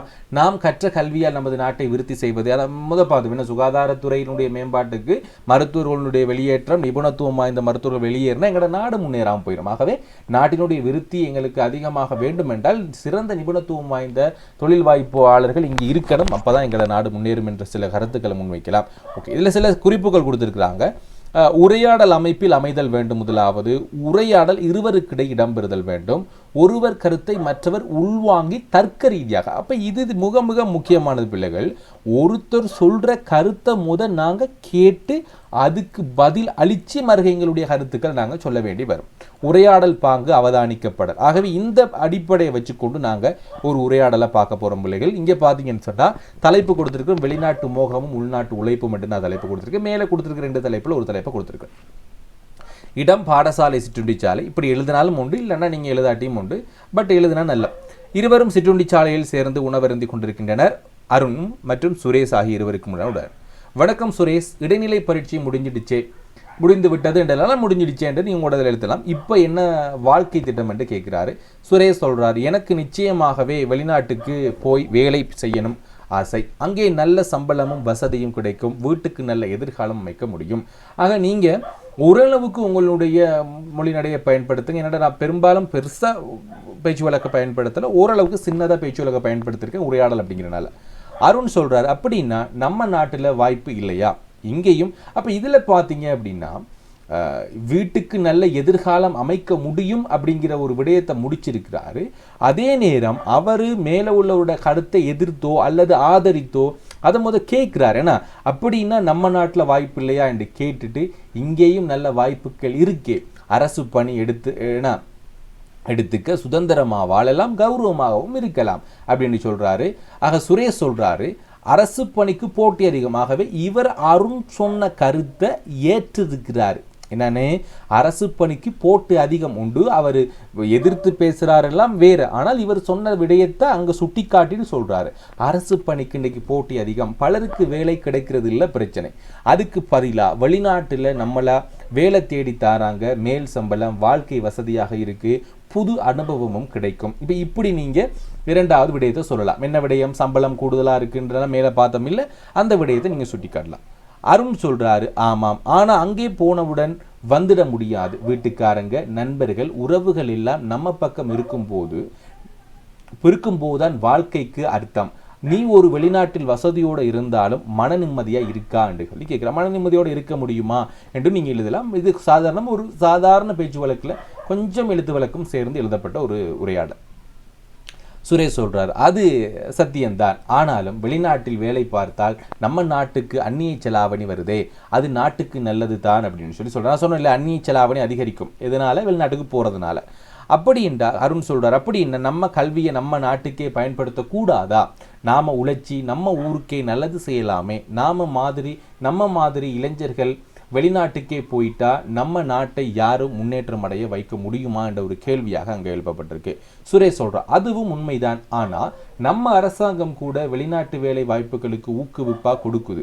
அதுக்கு அந்த அளவுக்கு இங்கே வாய்ப்பு குறைவாதான் போல் இருக்கு என்று சொல்ல. அப்ப அரசாங்கமே வெளிநாட்டு வேலை வாய்ப்புகளை ஊக்குவிக்கிறதுனால அந்த விடயத்தை அவர் சுரேஷ் சுட்டி காட்டாரும் சொல்றாரு.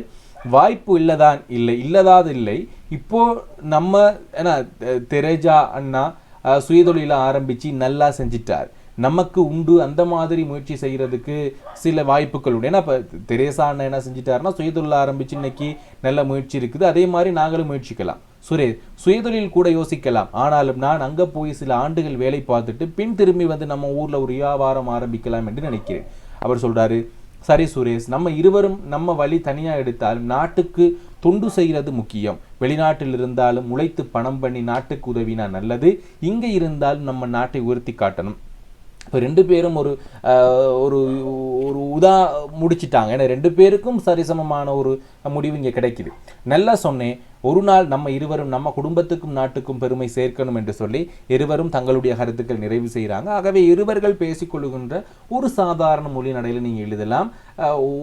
கூடுதலாக பேச்சு வழக்கை பயன்படுத்தாமல் உங்களுடைய பேச்சு வழக்கையும் அதே நேரம் உங்களுடைய எழுத்து வழக்கையும் இணைத்ததாக இந்த உரையாடல் இருந்தால் சரி. இருவரும் சிற்றுண்டி முடித்து மாணவர்களுக்கான வகுப்புக்கு செல்லுகிறார்கள் என்று சொல்லி நாங்கள் முடிச்சிருக்கிறோம். இவ்வளவுதான் இந்த உரையாடல் பிள்ளைகள். நான் நினைக்கிறேன் உரையாடல் உங்களுக்கு விளங்கியிருக்கும் என்று சொல்லி. ஏதாவது உங்களுக்கு கருத்துக்கள் தெரிவிக்கணும் அப்படின்னா கீழே இருக்கிற கருத்துப்பட்டியில் உங்களுடைய கருத்துக்களை தெரிவிங்க பிள்ளைகள்.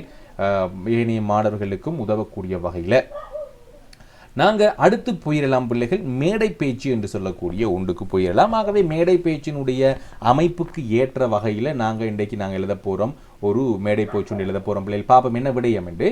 ஒரு ஜனநாயக நாட்டில் தேர்தல் உரிய காலத்தில் இடம்பெறுவது இன்றியமையாததாகும். ஆகவே ஒரு மேடை பேச்சு இங்கே கொடுக்கப்பட்டிருக்கிறது தேர்தல் பற்றி. தேர்தல் மூலம் மக்களது ஜனநாயக உரிமை பாதுகாக்கப்படுகின்றது. அரசாங்கம் பற்றியது மக்களது அபிப்பிராயம் வெளிப்படுத்தப்படுகின்றது. அரசாங்கம் பற்றிய மக்களது அபிப்பிராயம் வெளிப்படுகின்றது.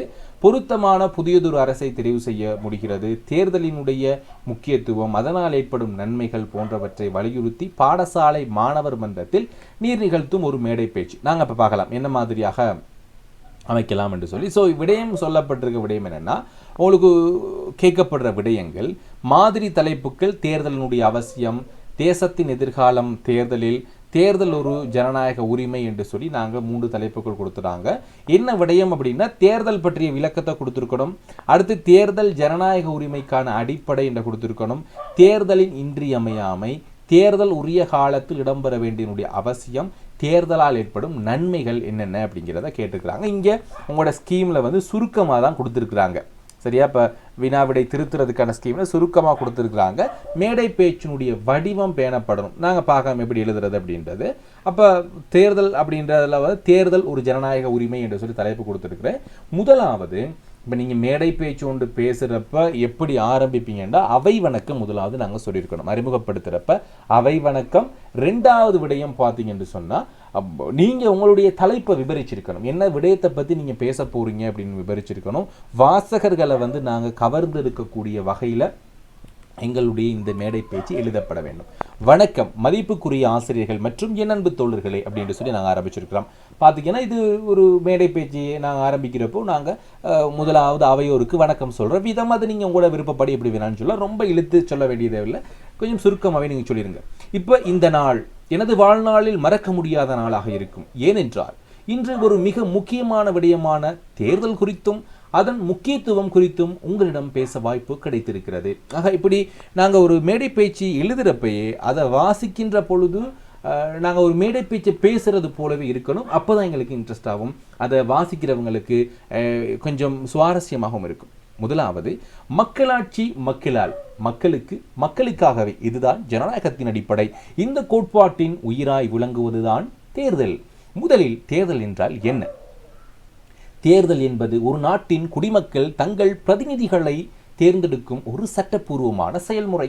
மக்கள் தங்கள் விருப்பப்படி ஓட்டு போட்டு சமூகம், மாநிலம், நாடு என அனைத்திலும் தலைமை பொறுப்புகளை வழங்குகின்றனர்.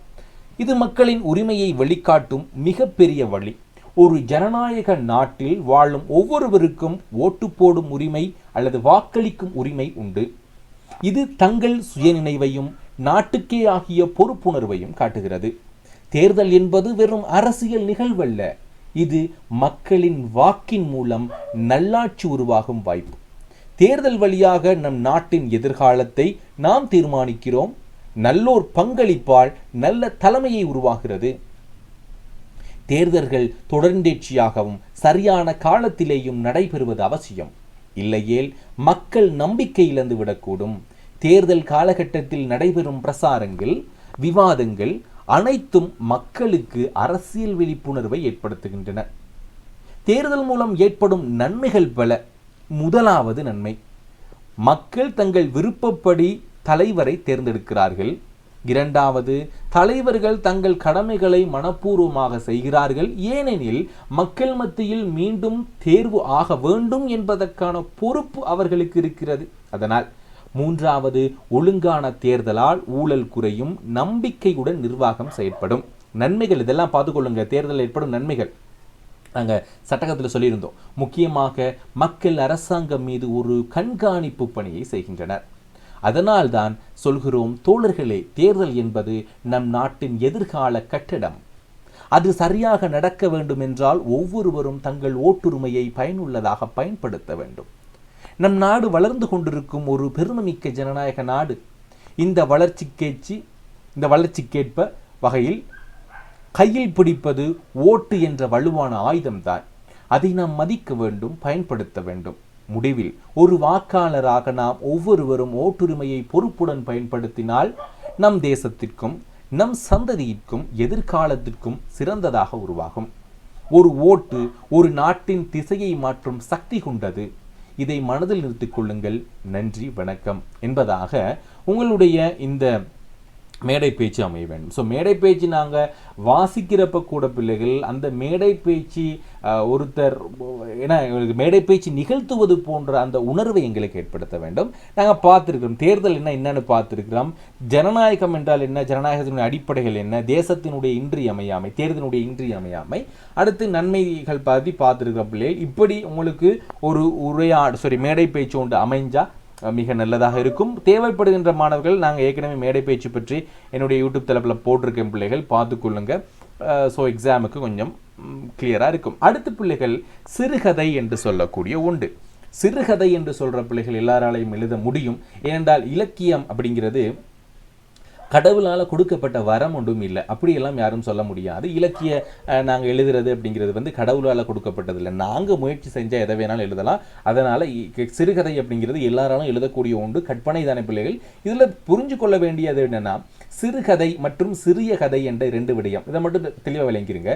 சிறுகதை அப்படிங்கிறது பிள்ளைகள் எங்களுக்கு ஆரம்பிக்கப்பட்ட கதை, ஒரு கதைக்களம், ஒரு அரை மணித்தியாலத்துக்குள்ளேயோ 10 நிமிடத்துக்குள்ளேயோ 5 நிமிடத்துக்குள்ளேயோ ஏதோ ஒரு சந்தர்ப்பத்தில் இடம்பெற்ற ஒரு சிறிய கதை, ஒரு சிறுகதை. இந்த சிறிய கதைக்கும் சிறுகதைக்கும் என்ன வித்தியாசம் அப்படின்னா, சிறிய கதைகள் ஓர் ஊரிலே என்று ஆரம்பிச்சிருக்கும், சிறுகதைகள் ஓர் ஊரிலே என்று ஆரம்பிக்காது. இடையில எந்த சந்தர்ப்பத்துக்கு அந்த சந்தர்ப்பத்துக்கு நேரடியாக போயிடும். சிறிய கதைகள் பார்த்தீங்கன்னா ஒரு சுவாரஸ்யம் இல்லாத, அதே நேரம் ஒரு எதிர்பார்ப்பு இல்லாத ஒரு விடயமாக இருக்கும். அதுக்கு நாங்கள் சரியாக சொன்னோம்னா திருப்பு முனைகள் என்று சொல்லுவோம். அப்போ சிறிய கதைகள் எப்போவுமே திருப்பு முனைகள் உடையதாக இருக்காது. ஆனால் சிறுகதைகள் பார்த்தீங்கன்னா திருப்பு முனைகள் இருக்கதா இருக்கும். வாசகன் எதிர்பார்க்கிற விடயத்தை கொடுக்காம நாங்கள் வேறொரு விடயத்தை கொடுக்கலாம். இதுதான் சிறிய கதை. சிறுகதைக்கு சிறிய கதை என்பது வாசகன் என்ன செஞ்சிடுவான், ஓகே இதுதான் முடிவு அப்படிங்கிறத ஊகித்திடுவான். ஆனால் சிறுகதைகளில் அப்படி ஊகிக்க முடியாத தன்மை காணப்படணும். அப்போ தான் சிறந்த சிறுகதைக்கான எடுத்துக்காட்டுகளாக இருக்கும். அந்த சிறுகதைகள் 30 நிமிடத்துக்குள்ள வாசிச்சு முடிக்கக்கூடியதாகவும் அதே நேரம் மனித மனதினுடைய ஆழத்தில் ஏதோ ஒரு உணர்வை, வெறுப்பு, கோபமா இருக்கலாம், மகிழ்ச்சியா இருக்கலாம், துக்கம், துயரம், ஏதோ ஒரு உணர்வை, காதல், ஏதோ ஒன்றை எங்களுக்கு ஏற்படுத்தி இருக்கணும் இந்த சிறுகதைகள் வாசிக்கிறப்ப. இப்படி பல விடயங்கள் இருக்கு பிள்ளைகள். சிறுகதை பார்க்குறப்ப நாங்க ஒவ்வொன்றாக படிச்சு கொண்டே போகலாம். ஒவ்வொரு நாளும் ஒவ்வொரு விடயங்களை நாங்கள் கற்றுக்கொள்ளலாம். அப்படி நீங்கள் கற்றுக்கொள்ளலாம். மறக்காமல் எங்களோட யூடியூப் தளத்தை சப்ஸ்கிரைப் பண்ணி வச்சுக்கொள்ளுங்க பிள்ளைகள். நாங்கள் போடுற ஒவ்வொரு காணொலியும் ஒவ்வொரு நாளும் உங்களுடைய கையடக்க தொலைபேசிக்கு நோட்டிஃபிகேஷனாக வந்து சேரும். வாங்க நாங்கள் இன்றைக்கான சிறுகதை என்ன அப்படிங்கிறத கொஞ்சம் பார்ப்போம். நானும் ஒரு சிறுகதை எழுதியிருக்கிறேன். இது எந்த அளவுக்கு உங்களுக்கு சுவாரஸ்யத்தை ஏற்படுத்த போகுதுன்னு தெரியல. ஏனண்டா இது ஒரு கட்டுக்கோப்புக்குள்ளே வச்சிருக்கிறாங்க. இந்த விடயங்கள் தான் உள்ளடங்கணும் அப்படின்னு சொல்லிட்டாங்க. அதனால நான் அந்த விடயத்தை உள்ளடக்கி மட்டும்தான் சிறுகதை எழுதியிருக்கிறேன். வெளியில் நான் வேறு விடயங்களுக்கு போகல. பாப்போம். குமரனும் விமலனும் மாணவ பருவத்தில் மிகவும் நெருங்கிய நண்பர்கள். பாடசாலை வாழ்க்கை முடிந்த பின்னரும் அவர்கள் நட்பு தொடர்ந்தது. ஆனால் சமூக வலைத்தள பதிவு ஒன்றினால் ஏற்பட்ட தவறான புரிதல் காரணமாக இருவரும் பல ஆண்டுகள் பேசிக்கொள்ளாத நிலை ஒன்று ஏற்பட்டது.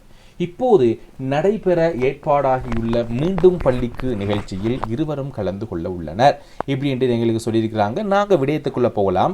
இவற்றை அடிப்படையாக கொண்டு நட்பின் வலிமையை வெளிப்படுத்தும் வகையிலான ஒரு சிறுகதை. மாதிரி தலைப்புகள்: பிடித்தவர் கூடினால், இருள் விலகியது, நட்பின் வலிமை என்று சொல்லியிருக்கிறாங்க. அப்போ முக்கிய விடயங்கள் பார்த்தீங்கன்னா, சிறுகதை அமைப்பு காணப்படணும், வழங்கப்பட்ட கருப்பொருளுக்கு அமைய கற்பனை செறிவுடன் இருக்கணும். உங்களோட கற்பனை தான். கதையை சுவைப்படவும் விறுவிறுப்பாகவும் யதார்த்த போக்கிலும் நகர்த்தி செல்லணும். கதைக்கு பொருத்தமான மொழிநடையை கையாளணும். அது உங்களுடைய எழுத்து நடை அல்லது பேச்சினுடையோ நீங்கள் எது வேணாலும் இங்கே நீங்கள் முயற்சி செய்யலாம். உங்களுக்கு ஏற்ற மொழிநடை நீங்கள் முயற்சி செய்யலாம். முரண்பாடுகளுக்கு ஏதாவது சமூக வலைத்தள பதிவுகள் காரணமாதல், அனுமதி பெறாத புகைப்படங்களை பதிவேற்றுதல், அடுத்து நண்பர் ஒருவர் பற்றி பொய்யான தகவல்களை சமூக இப்போ இந்த விடயம் தான் எங்களுக்கு உள்ளடங்க வேண்டியதாக இருக்கணும். முரண்பாடுகள் ஏதாவது சமூக வலைத்தள பதிவுகள் காரணமாதல். ஆக இதில் சொல்லப்பட வேண்டிய விடயம் அனுமதி பெறாத புகைப்படங்களை பதிவேற்றுதல், நண்பர்கள் ஒருவர் பற்றி பொய்யான தகவல்களை சமூக ஊடகத்தில் பரப்புதல் தான் எங்களுக்கு முக்கியமாக இருக்கணும். அடுத்து பார்த்தா நட்பின் வலிமையை எடுத்து காட்டுவதனுடைய படிப்பினை வெளிக்காட்டணும். கடைசியாக பொருத்தமான முடிவு இருந்தால் எங்களுக்கு இந்த சிறுகதை ஓகே. இப்போ நாங்கள் சிறுகதையை வாசிச்சு பார்க்கலாம் பிள்ளைகள் எப்படி இருக்குட்டு. ஸோ உங்களுக்கான தலைப்பு கொடுத்துருக்கிறேன், பிரிந்தவர் கூடினால் அப்படின்னு கொடுத்துருக்கிறேன். இப்போ பார்க்கலாம் எப்படி சிறுகதை. குமரனும் விமலனும் இணைப்பிரியா இரட்டையர்களைப் போல பாடசாலை எங்கும் சுற்றினர். ஒரே வகுப்பறை, ஒரே விளையாட்டு மைதானம், ஒரே சிற்றுண்டிச்சாலை என அவர்களினுடைய நட்பு அனைத்திலும் வியாபித்திருந்தது. பாடசாலை வாழ்க்கை முடிந்ததும் அந்த பந்தம் அறுபடாமல் தொடர்ந்தது. ஆனால் காலச்சக்கரம் சில சமயங்களில் எதிர்பாராத திருப்பங்களை நிகழ்த்துவது இயற்கைதானே. சமூக வலைத்தளம் இருவரையும் பிரித்தது. விமலன் பதிவிட்ட ஒரு புகைப்படத்தில் குமரனின் தோழி ஒருவருடன் நெருக்கமாக இருப்பது போல இருந்தது. உண்மையில் அது ஒரு சாதாரண குழு புகைப்படம். ஆனால் குமரனின் தவறான புரிதல் நெருப்பை மூட்டியது. என் காதலியை பற்றிய உனக்கு அக்கறை இல்லையா என்ற ஆவேசமான குறுஞ்செய்தியுடன் அவர்களின் உரையாடல் முடிவுக்கு வந்தது. விளக்கம் சொல்ல விமலனும் எவ்வளவோ முயன்றும் குமரனின் கோபம் தணியவில்லை. வருடங்கள் உருண்டோடின. தொலைபேசி அழைப்புகள் நின்று போயின. நேரில் சந்திப்பதும் தவிர்க்கப்பட்டது. ஒரு காலத்தில் ஒருவரை ஒருவர் இல்லாமல் இருக்க முடியாதவர்கள் என்று இரு துருவங்களாக மாறிப்போயிருந்தார்கள். மீண்டும் பள்ளிக்கு என்ற பழைய மாணவர் ஒன்று கூடல் நிகழ்ச்சி அறிவிக்கப்பட்ட போது இருவருக்குள்ளும் ஒருவித தயக்கம். செல்லலாமா வேண்டாமா என்ற குழப்பம். ஆனால் பழைய நினைவுகள் ஒரு மெல்லிய இலையைப் போல அவர்களை இழுத்தது. குமரனும் வந்திருந்தான், விமலனும் வந்திருந்தான். வெளிகள் சந்தித்தன. ஒரு கணம் மௌனம் நிலவியது. அந்த மௌனத்தில் பல வருடங்களில் பிரிவும் வருத்தமும் ஏக்கமும் கலந்து ஒலித்தது. மேடை பேச்சுக்கள் முடிந்து பழைய நண்பர்கள் குழுமியிருந்தனர். தயங்கியபடி விமலன் குமரனை நெருங்கினான். குமரன் மெல்லிய குரலில் அழைத்தான். குமரனும் அவனை நிமிர்ந்து பார்த்தான். கோபம் இன்னும் முழுமையாக வடியவில்லை என்றாலும் பழைய நேசம் ஒரு சிறு கீற்றாக மனதின் ஓரத்தில் ஒளிர்ந்தது. விமலன் குமரனின் குரலிலும் அதே தயக்கம். அன்று அந்த புகைப்படம், அது விமலன் தடுமாறினான். குமரன் பெருமூச்சு விட்டான். எனக்கு தெரியும் விமல். பிறகுதான் தெரிந்தது. அன்று நான் கோபத்தில். இருவரும் ஒருவரையொருவர் பார்த்து கொண்டனர். வார்த்தைகள் தேவையில்லை. பல வருடங்களாக மனதை அரித்து கொண்டிருந்த வருத்தம் ஒரு நொடியில் கரைந்து போனது. பழைய நண்பர்கள் இருவரும் ஒருவரையொருவர் கட்டி அணைத்துக் கொண்டனர். சுற்றி இருந்த மற்ற நண்பர்களும் அவர்களின் மகிழ்ச்சியில் துள்ளி குதித்தனர். சமூக வலைத்தளம் சில சமயங்களில் தவறான புரிதல்களுக்கு வழிவகுத்தாலும் உண்மையான நட்பு காலத்தாலும் அழியாது என்பதை அந்த நொடி உணர்த்தியது. பிரிந்தவர்கள் கூடினால் இருள் விலகும், நட்பின் வலிமை எப்போதுமே வெல்லும். அந்த ஒன்று கூடல் நிகழ்ச்சி குமரனுக்கும் விமலனுக்கும் மட்டுமல்ல, பிரிந்திருந்த பல நண்பர்களுக்கும் ஒரு புதிய தொடக்கத்தை கொடுத்தது. நட்பின் மகத்துவம் மீண்டும் ஒரு முறை நிரூபித்து விட்டது என்று சொல்லி நாங்கள் இந்த சிறுகதையை முடிச்சிருக்கோம். மணிக்கணும் பிள்ளைகள் என்னன்னா, இதில் கொஞ்சம் நான் எழுத்துக்களை சொற்களினுடைய எண்ணிக்கையை கூட்டியிருக்கிறேன். கொஞ்சம் அந்த சிறுகதையை கொஞ்சம் உங்களுக்கு விவரிக்கலாம் அப்படின்னால கொஞ்சம் எழுத ஆரம்பித்தது கொஞ்சம் கூடுதலாகவே அந்த சிறுகதை சொற்கள் தாண்டிடுச்சு. நான் நினைக்கிறேன் 350க்கு மேற்பட்ட சொற்கள் இருக்கும் என்று நினைக்கிறேன். ஆக நாங்கள் இதோட சிறுகதை பகுதியை முடிச்சிருக்கோம். 4 பகுதிகள். பகுதி 2 2வது வினா 4 பகுதிகளை முடிச்சிருக்கோம். நாங்கள் அடுத்த வினாக்குள்ள வேகமாக போயிடலாம் பிள்ளைகள். அடுத்த பகுதி பார்த்தீங்கன்னா 3வது வினா சுருக்கம் என்ற பகுதி. ஆக சுருக்கம் பற்றியான விவரங்களை நான் உங்களுக்கு தெளிவாகவே கொடுத்துருக்கோம் பிள்ளைகள் எங்களுடைய யூடியூப் தளத்தில். ஆகவே நீங்கள் யூடியூப் தளத்தில் கொஞ்சம் பார்த்துக்கொள்ளுங்க சுருக்கம் ஒன்று எப்படி எழுதுறது அப்படின்ட்டு. ஆக இங்கே 40 தொடக்கம் 45 சொற்கள் அமையுமாறு நாங்கள் சுருக்கத்தை எழுதுகிறோம். சில விடயங்களை பார்ப்போம். இங்கே சுருக்கம் எழுதப்படுகின்ற பொழுது கடைபிடிக்க வேண்டிய சில விடயங்கள். முதலாவது விடய உள்ளடக்கம் எங்களுக்கு 6 புள்ளிகள். நாங்கள் சரியாக அந்த விடயத்தை கொடுத்திருந்த 6 புள்ளிகள். அதே மாதிரி சொல்லினுடைய அளவுக்கு 2 புள்ளிகள், மொழி நடைக்கு 2 புள்ளிகள், மொத்தமாக பார்த்தீங்கன்னா 10 புள்ளிகள். இதில் சொல்லப்பட்டிருக்க விடயம் 40 தொடக்கம் 45 சொற்குள் எதிர்பார்க்கப்படுகின்றது. 35 தொடக்கம் 50 வரை. அப்போ கீழே போகலாம், 35 50க்குள்ளே போகலாம், ஏற்றுக்கொள்ளப்படும். 35 சொல்லுக்கு குறைவாகவோ அல்லது 50 சொல்லுக்கு மேலாகவோ எங்களுக்கு எழுத முடியாது. 35க்கு குறைவாக இருப்பின் பிரதான கருத்தின் சாராம்சம் அடிப்படையாக கொண்டு புள்ளிகளை வழங்கணும். சொற்களை எண்ணும் போது நிதானமாக கணக்கிடணும் அப்படிங்கிற விஷயத்தை கொடுத்துருக்குறாங்க. அப்போ நாங்கள் பார்ப்போம் என்ன விடயங்கள் சொல்லப்பட்டிருக்குண்டு. அப்போ முதலாவது நாங்கள் ஒரு சுருக்கம் எழுதுகின்ற பொழுது பிள்ளைகள் 3 முறை வாசிக்கணும். முதலாவது முறை நாங்கள் கருத்தூன்றி வாசிக்கணும், தெளிவாக வாசிக்கணும். 2வது முறை முக்கிய கருத்துக்களை நாங்கள் என்ன செஞ்சுருக்கணும், கோடிட்டு இருக்கணும். அப்போ 3வது முறை பார்த்தீங்கன்னா நாங்கள் வாசிக்கின்ற பொழுது அதுக்கு முன்னாடி 2வது முறை நாங்கள் கோடிட்டோம் தானே முக்கியமான கருத்துக்கள், அந்த முக்கியமான கருத்துக்களை வாக்கியமாக எழுதிக்கொள்ள வேண்டும். நீங்கள் ஒரு 40 சொல்லுக்குள்ள எழுதுறீங்கன்னா ஒரு 5 வாக்கியம் தொடக்கம் 6 வாக்கியமாக நீங்கள் எழுதி கொள்ளுங்க. இலகுவான வழியாக சொல்கிறோம். அப்போ 5 வாக்கியங்களாக எழுதி கொண்டு அல்லது 6 வாக்கியங்களாக எழுதி கொண்டீங்கன்னா முக்கிய கருத்துக்களை மட்டும் எழுதி கொள்ளுங்க. அப்போ அந்த 5 அல்லது 6 வாக்கியத்தை தொடர்ந்தேர்ச்சியாக ஒரு பந்தியாக மாற்றினீங்கன்னா உங்களுக்கு ஒரு சுருக்கம் இலகுவானதாக அமையலாம். இப்போ இதில் இந்த 5 வாக்கியங்கள் எடுக்கிறது தான் எங்களுக்கு கொஞ்சம் கடினமான விடயம். கடினம் என்று இல்லை, முக்கிய கருத்துக்களை நீங்கள் என்ன கட்டிட்டீங்கன்னா எங்களுக்கு இலகுவான முறையில் நாங்கள் என்ன செஞ்சு கொள்ளலாம், இதை ஒரு பந்தியாக ஒரு சுருக்கத்தை எழுதி கொள்ளலாம். அப்போ இதில் பாருங்கள் பிள்ளைகள், 3வது முறை நாங்கள் எப்போ வாசிப்போம் என்றால் சுருக்கத்தை எல்லாம் எழுதி முடித்த பிறகு இதில் இருக்கிற கருத்துக்கள் எல்லாம் சரிதானா என்று தான் வாசிப்போம். அடுத்து நாங்கள் எடுத்த வாக்கியங்கள் 5 எடுத்துட்டோம் அல்லது முக்கிய கருத்துக்கள் 5 எடுத்துட்ட பிறகு நாங்கள் அவங்க கொடுத்துருக்குற இந்த கட்டுரையை வாசிக்க கூடாது. நாங்கள் எதை வச்சு எழுதணும் என்றால், இப்போ நான் உங்களுக்கு சில தகவல்கள் கொடுத்துருக்கேன் தானே, இப்போ இங்கே அவங்களுக்கு ஸ்கீமில் கொடுக்கப்பட்ட சில தகவல்கள், இந்த தகவல்களை வச்சு மட்டும்தான் நாங்கள் என்ன செஞ்சுருக்கணும் என்றால் எங்களுடைய மொழி இதே மாதிரி இல்லாமல் நாங்கள் கொஞ்சம் மாற்றி எழுதணும். எங்களுடைய மொழி நடைக்கு ஏற்ப இதை மாற்றி எழுதணும் என்றால் சுருக்கம் சரி. ஸோ மேலதிக தகவல்களை நீங்கள் அந்த சுருக்கம் எப்படி எழுதுவது என்பதில் போய் பார்த்துக்கொள்ளுங்க. ஓகே, நாங்கள் வாசி பார்ப்போம். ஒவ்வொரு வெற்றிக்கு பின்னாலும் அதிர்ஷ்டம் இருக்கிறது. எங்களுக்கு உதாரணங்கள் மேற்கோள்கள் என்பன எங்களுக்கு தேவையில்லை. ஆக மேற்கோள் குறியில் கொடுக்கப்பட்டிருக்கிற எந்த விடயங்களும் எங்களுக்கு சொல்லப்பட தேவையில்லை. முக்கியமான விடயத்தை மட்டும் பிரிச்சிடுங்க என்று உழைப்பில் நம்பிக்கை இல்லாதவர்கள் தான் சொல்வார்கள். உண்மையில் வாழ்க்கையில் வெற்றி பெறுவதிலும் உழைப்பு தான் முழு பங்கு வகிக்கிறது. புகழ்பெற்ற விஞ்ஞானிகளின் வாழ்க்கை வரலாறுகளை படித்தால் அவர்கள் எப்படி புதிய கண்டுபிடிப்புகளை உலகுக்கு வழங்கினார்கள் என்பது அறிந்து கொள்ள முடியும். உழைப்பு, இடைவிடாத உழைப்பு என்பதே அவர்களது தாரக மந்திரமாக இருந்தது. சோர்வு இல்லாத இடத்தில்தான் செல்வம் வந்து சேரும். ஒரு செயலை பிற்போடுதல், மறதி, சோம்பல், அளவுக்கு மீறிய தூக்கம் ஆகிய 4ம் நல்வாழ்க்கை வாழ்வதற்கு முட்டுக்கட்டைகளாகும். அறிவாலும் ஆற்றலாலும் ஆகாத காரியம் எதுவும் இல்லை. அறிவும் ஆற்றலும் சேர்ந்து உழைத்தால்தான் வெற்றி பெற முடியும். எனக்கு அதிர்ஷ்டம் இல்லை, விதிப்பயனாக செய்ய முடியவில்லை என்று கூறுவதெல்லாம் சோம்பேறிகள் கூற்றுக்களே. மனிதர்களிடம் ஒவ்வொரு விதமான பலவீனம் அமைந்திருப்பது இயல்பு. அதை பற்றியே நினைத்து தளர்வடைவது கூடாது. மாறாக செயல், செயல் என்று துடிப்புடன் துள்ளி திரிந்து வாழ்க்கை பாதையில் ராஜநடை போட வேண்டும். உழைப்பை நம்பினால் மட்டுமே உயர்வு பெறலாம். நம்மிடம் அறிவும் ஆற்றலும் உழைப்பும் இருப்பதால் நிச்சயம் நம்மால் வெற்றியடைய முடியும் என்ற வேகம் நமது செயலில் இருக்க வேண்டும் என்று சொல்லி எங்களுக்கு இந்த கட்டுரை கொடுத்திருக்கிறாங்க. இதுல என்னென்ன விடயங்களை பிரித்து எடுத்திருக்கிறாங்கன்னு பாருங்க பிள்ளைகள். நீங்க முதலாவது முறை வாசிச்சுட்டு இரண்டாவது முறையும் வாசிக்க. நான் இதை பலமுறை வாசிட்டேன். அதனால 2 முறை முதலாவது வாசிட்டு இரண்டாவது முறை வாசிக்கின்ற பொழுது என்னென்ன விடயங்கள்னு 5 வாக்கியமாக பிரித்து எடுத்துக் கொள்ளுங்க. அப்ப முதலாவது இதுல ஒரு வாக்கியம், இதுல 2 வாக்கியம், இதுல 2 வாக்கியம் எடுத்தா 5 வாக்கியம். ஓகே. அப்ப அதுக்குள்ள நீங்க சொல்ல வேண்டிய கருத்துக்களை எடுத்துக்கலாம். பாருங்க, வாழ்க்கையில் வெற்றி பெற உழைப்பே முக்கிய பங்கு வகித்தல். இடைவிடாத உழைப்புக்கு விஞ்ஞானிகளினுடைய வாழ்க்கை வரலாறு உதாரணமாதல். சோர்வற்ற இடத்தில் செல்வம் இருத்தல் சேர்தல். பலவீனத்தால் தளர்வடையாதிருத்தல். அறிவும் ஆற்றலும் உழைப்பும் வெற்றிக்கு அவசியமாதல். மறதி சோம்பல் பிற்போடுதல். செயலூக்கம் ஆகிய விடயங்கள் இங்கே சொல்லப்பட்டிருக்குது. அப்ப இதுல செயலூக்கம் உங்களுக்கு ஸ்கீம்ல சொல்லப்பட பிள்ளைகள். இப்ப இதை நீங்க நோட் பண்ணிக்கொள்ளுங்க. இந்த விடயம் உள்ளடக்கப்பட்டிருக்கு. இப்போ நாங்க இது சுருக்கத்தை வாசிச்சு பார்ப்போம்.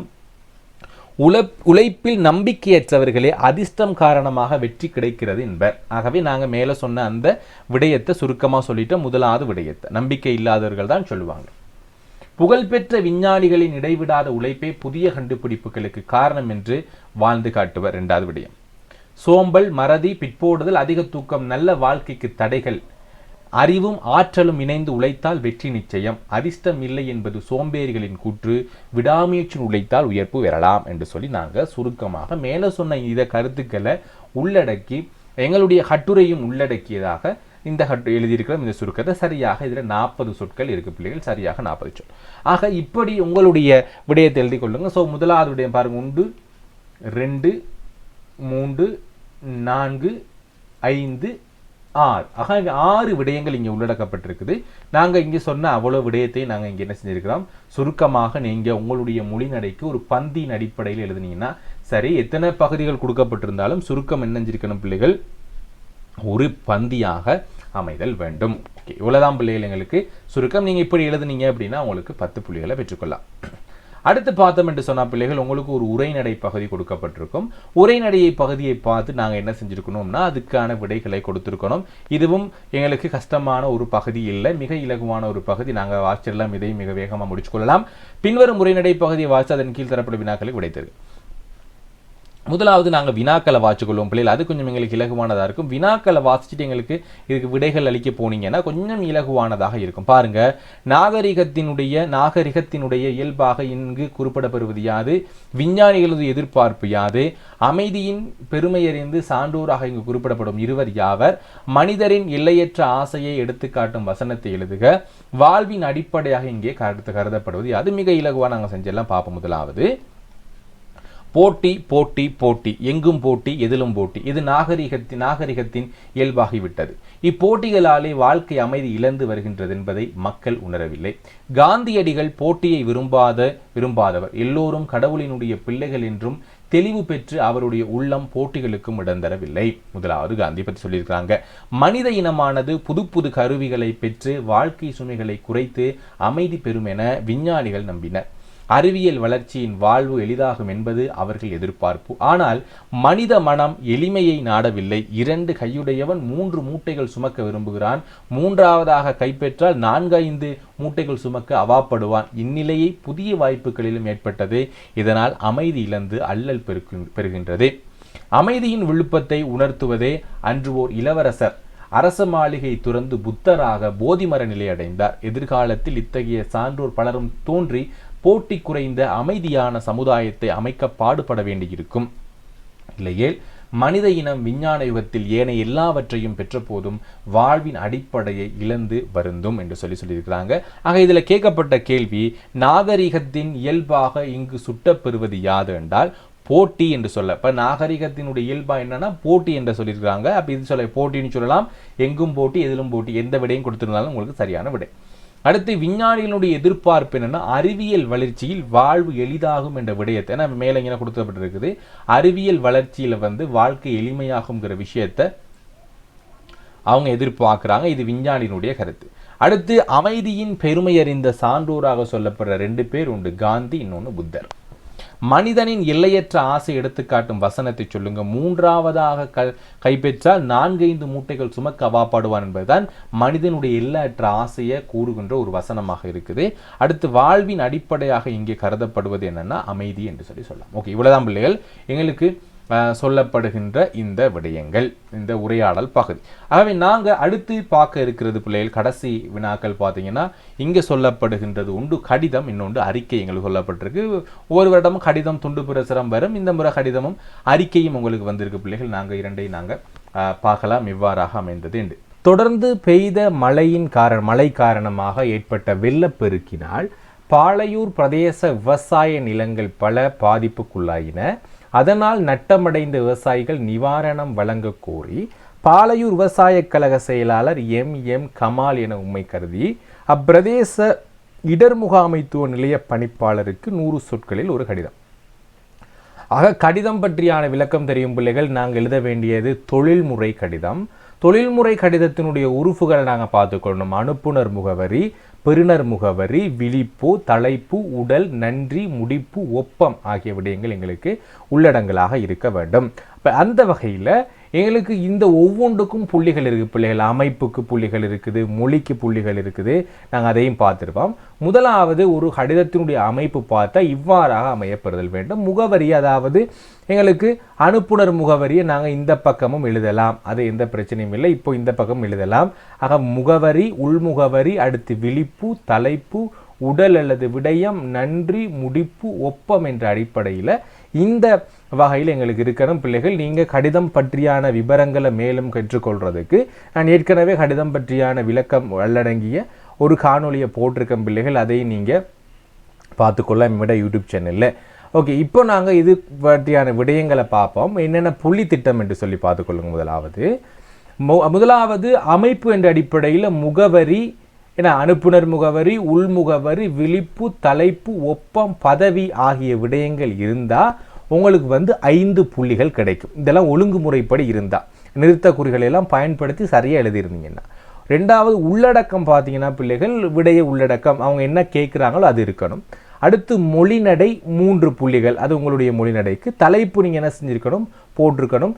தலைப்பு நாங்கள் போட்டிருக்கிறோம் வெள்ளத்தினால் பாதிக்கப்பட்ட விவசாயிகளுக்கு நிவாரணம் கோரல் என்று போட்டிருக்கிறோம். ஓகே, இப்போ என்னென்ன உள்ளடக்கணும்னு கேட்டிருக்கிறாங்கன்னா அடைமழையினால் ஏற்பட்ட வெள்ளம் பற்றிய விவரிப்பு, விவசாய நிலங்கள் பாதிப்பு, பயிர்கள் அழிவு, விவசாயிகள் நட்டமடைதல், இதன் மூலமாக தரவு மூலமாக இனம் கண்டிருக்கணும், மதிப்பீடு செய்து நிவாரணங்கள் வழங்க கோருதல். இவ்வளவுதான் பிள்ளைகள் உங்களுக்கு கொடுக்கப்பட்டிருக்குது. ஆக நாங்கள் கடிதத்துக்குள்ள போகலாம். இப்போ பார்த்துக்கொள்ளுங்க. முதலாவது அனுப்புனர் முகவரியை பார்த்துக்கொள்ளுவோம். அனுப்புனர் முகவரியில் முதலாவது பெயர், அவருடைய விலாசம், திகதி, இந்த 3ம் உள்ளடங்கி இருக்கணும் பிள்ளைகள். அப்போ முதலாவது என்ன உள்ளடங்கி இருக்கணும், அவருடைய பெயர் அனுப்புனர் முகவரியில். இதில் கமால் என்று பெயர் சொல்லப்பட்டிருக்கு. இறுதியாக என்ன விட்டுருக்கு பிள்ளைகள், காட்புள்ளி இருக்குது. அதே மாதிரி உங்களுடைய அனுப்புனர் முகவரியில் எல்லாம் காட்புள்ளி போட்டு கடைசியாக உங்களுடைய விலாசம் முடிகிற இடத்துல முற்றுப்புள்ளி வச்சிங்கன்னா சரியாக நிறுத்த குறிகளை வச்சு பழகிக்கொள்ளுங்க. அடுத்து திகதியை போடுங்க. திகதியை நீங்கள் என்ன செஞ்சிருக்கலாம் என்றா பிள்ளைகள், வருடம் மாதம் திகதி என்றோ திகதி மாதம் வருடம் என்ற அடிப்படையிலேயோ போடலாம். ஓகேவா? இப்போ இன்றைய திகதியை நான் போட்டிருக்கிறேன். இப்போ இது அனுப்புனர் முகவரி. பெறுநர் முகவரி அல்லது உள்முகவரி எப்படி எழுதணும்னா பிள்ளைகள், முதலாவது அவருடைய பதவி, எது பணிப்பாளர் என்றும் போடலாம், இடர் முகாமைத்துவ நிலைய பணிப்பாளர் என்றும் போடலாம், பதவி. அடுத்து நிலையம், என்ன நிலையம் அல்லது நிறுவனம், என்ன நிறுவனம், இடர் முகாமைத்துவ நிலையம் அல்லது நிறுவனம் என்று போடலாம். அடுத்து ரெண்டாவது நிறுவனம் என்று போடுவோம். மூன்றாவது மாவட்டம் அல்லது இடம். ஸோ இடம் என்று போடுவோமே, இடம் என்று போட்டுக்கொள்வோம், இடம்.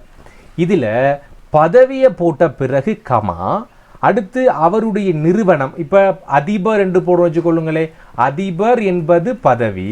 அப்போ பாடசாலை பாரதி மத்திய கல்லூரி அப்படிங்கிறது அவருடைய நிறுவனம்.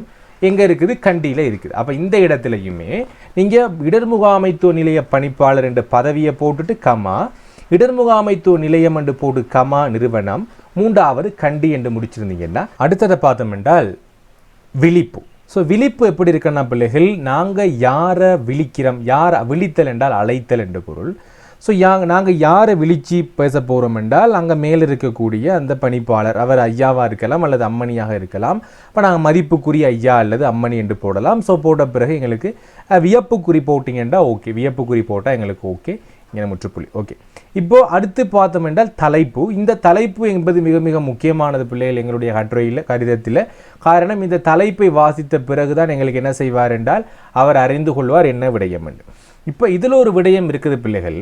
கடிதம் எழுதுகின்ற பொழுது இந்த இடத்துல மட்டும்தான் பிள்ளைகள் ஒரு இடைவெளி விடணும். அதாவது அனுப்புனர் முகவரிக்கும் பெறுநர் முகவரிக்கும் இடையில் மட்டும்தான் ஒரு இடைவெளி வருமே தவிர வேறு இடங்களில் இடைவெளிகள் வராது. ஆக இதெல்லாம் தொடர்ந்தேர்ச்சியாக வரணும். எங்களுக்கு டைப் பண்ணுறப்ப இந்த இடம் போயிருக்க ஒழிய மற்றபடி இந்த இடத்துல நீங்கள் இடைவெளி விட்டு எழுதக்கூடாது. நல்ல ஞாபகம் வச்சுக்கொள்ளும். அடுத்தடுத்த வரிகளில் வரணும். இப்போது நாங்கள் உடல் பகுதிக்குள்ளே வருவோம். உடல் பகுதிக்குள்ளே எங்களுக்கு என்னென்ன விடயங்கள் வரணும் பிள்ளைகள்? முதலாவது சொல்ல வந்த கருத்து.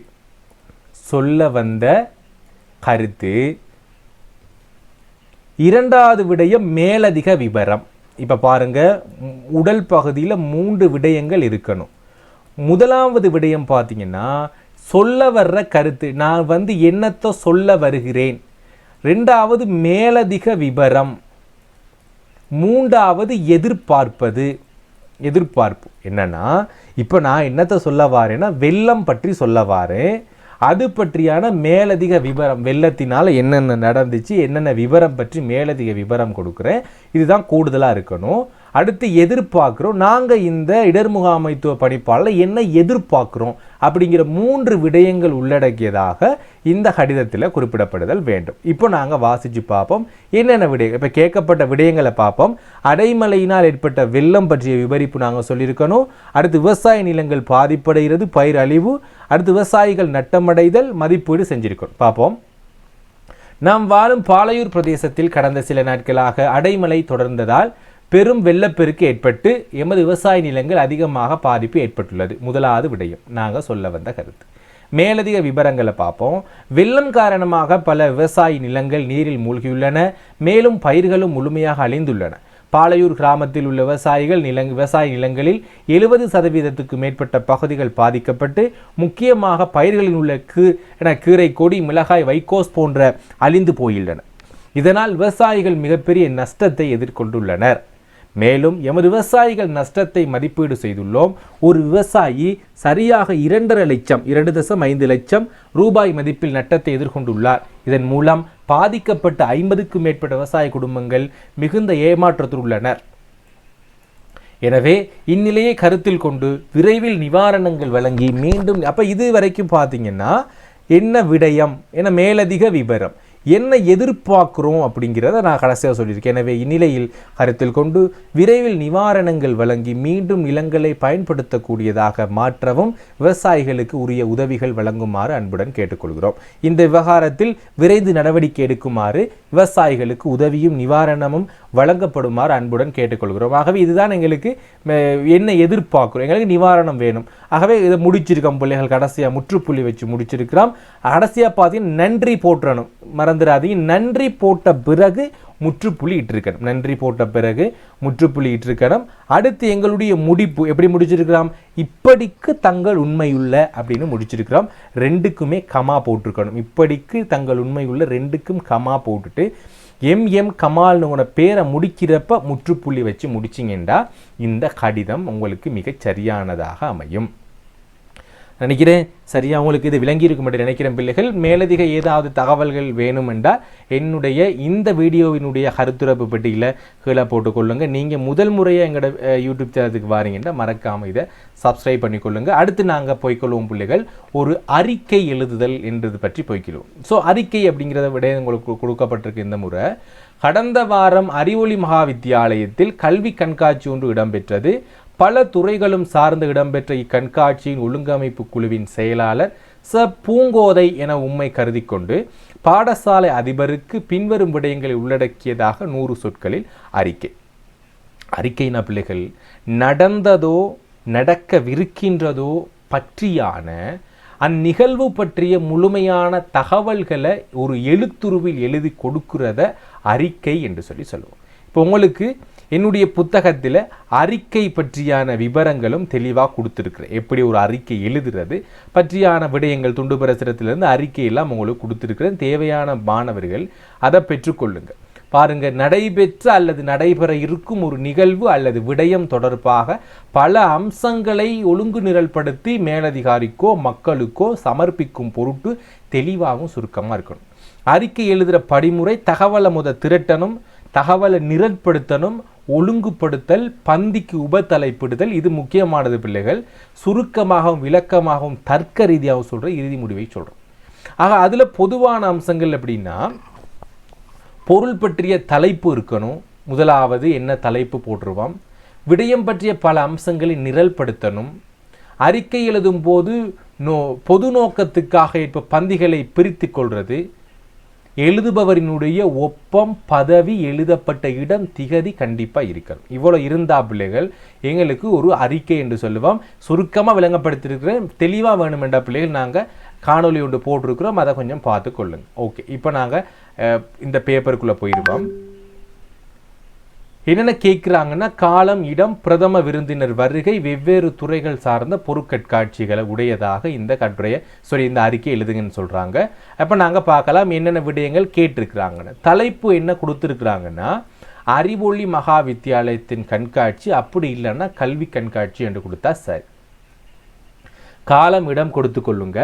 ஆரம்ப நிகழ்வு, பிரதம விருந்தினர், இந்த விடயங்கள் உங்களுக்கு கொடுக்கப்பட்டிருக்கு. இதை உடலங்கி எழுத சொல்லியிருக்கிறாங்க. பிரதம விருந்தினர், சிறப்பு விருந்தினர் வருகையும் வரவேற்றலும் இருக்கணும். வைபவ ரீதியாக ஆரம்பித்து வைத்தல், வெவ்வேறு துறைக்கான காட்சி பொருட்கள் பற்றிய விபரத்தை சொல்லணும். விஞ்ஞானம், வரலாறு, அழகியல், கைப்பண்ணி, தொழில்நுட்பம், ஓவியம் என்ற விடயங்கள் துறை சார்ந்த விடயங்கள். மாணவர்களினுடைய ஆக்கம், பங்கு பெற்றுதலும், பார்வையாளர்களும் அவர்களது பாராட்டுதல். இந்த விடயங்கள் உள்ளடங்கலாக எங்களுக்கு இருக்கணும் பிள்ளைகள். எங்களுக்கு இந்த அறிக்கை இது உங்களுக்கு அந்த வினாவிடை ஸ்கீமில் உங்களுக்கு கொடுக்கப்பட்டிருக்கிற தகவல்கள் இதை உள்ளடங்கி இருப்பதாகத்தான் நாங்கள் எழுதணும் என்று சொல்லியிருக்கிறாங்க. அமைப்பு என்று பார்த்தால் தலைப்பு இருக்கணும். அமைப்பில் முதலாவது தலைப்பு, உபத்தலைப்புகள், பந்தி எழுதுதல் இது இருந்தால் உண்டு. இடம், காலம் இருந்தால் உண்டு. பதவி, ஒப்பம் இருந்தால் 1 புள்ளி, திகதி இருந்தால் 1 புள்ளி. மொத்தமாக அமைப்புக்கு 5 புள்ளி. கடிதத்தில் போலவே உள்ளடக்கம் பார்த்தீங்கன்னா 7 புள்ளிகள் கடிதத்தில் போலவே. மொழி நடைக்கு 3, மொத்தமாக 15 புள்ளிகள் இந்த அறிக்கை எழுதுறதுக்கு. இப்போ நாங்கள் பார்ப்போம், ஒரு அறிக்கையை வாசித்து பார்ப்போம். தலைப்பு எப்படி போட்டிருக்கிறோம், அறிவொளி மகா வித்தியாலயத்தின் கல்வி கண்காட்சி அறிக்கை. இரண்டையும் சேர்த்தே நான் போட்டிருக்கிறேன், கல்வி கண்காட்சி அறிக்கை. அறிமுகத்தில் கல்வி கண்காட்சி அறிவொளி மகா வித்தியாலயத்தில் கல்வி கண்காட்சி அறிவொளி மகா வித்தியாலயத்தில் கடந்த 25/5/3 தேதி காலை 10 மணி அளவில் முதல் மாலை 4 மணி வரை மிகச் சிறப்பாக நடைபெற்றது. இந்த கண்காட்சி பல துறைகளை உள்ளடக்கி இருந்தது. மேலும் அது மாணவர்களுக்கும் ஆசிரியர்களுக்கும் மிகுந்த ஆற்றலையும் உந்துதலையும் அளித்தது. அந்த நாளில் முதலாவது பாருங்க, பள்ளியின் புதிய அறிவியல் மற்றும் கலைத்துறைகளின் திறமைகளை வெளிப்படுத்தும் விதமாக காட்சிகள் அமைக்கப்பட்டிருந்தன. கண்காட்சியின் பிரதம விருந்தினராக திரு என் பிரபாகரன் மற்றும் சிறப்பு விருந்தினராக திருமதி சித்ரா ரமேஷ் ஆகியோரும் கலந்து கொண்டு நிகழ்ச்சியை துவங்கினர். அவர்களின் வரவேற்பு உரையில் கல்வியின் முக்கியத்துவம் மற்றும் மாணவர்களின் திறமைகளை வலியுறுத்தி உரையாற்றப்பட்டது. பார்வையாளர்களுக்கு மிகவும் பயனுள்ளவை விஞ்ஞானம், வரலாறு, அழகியல், கைப்பண்ணி, தொழில்நுட்பம், ஓவியம் போன்ற துறைகளில் மாணவர்கள் திரட்டிய காட்சிகளாக இருந்தன. ஒவ்வொரு துறையும் தனித்துவமான வழியில் மாணவர்களின் ஆக்கத்திறனை வெளிப்படுத்தியது.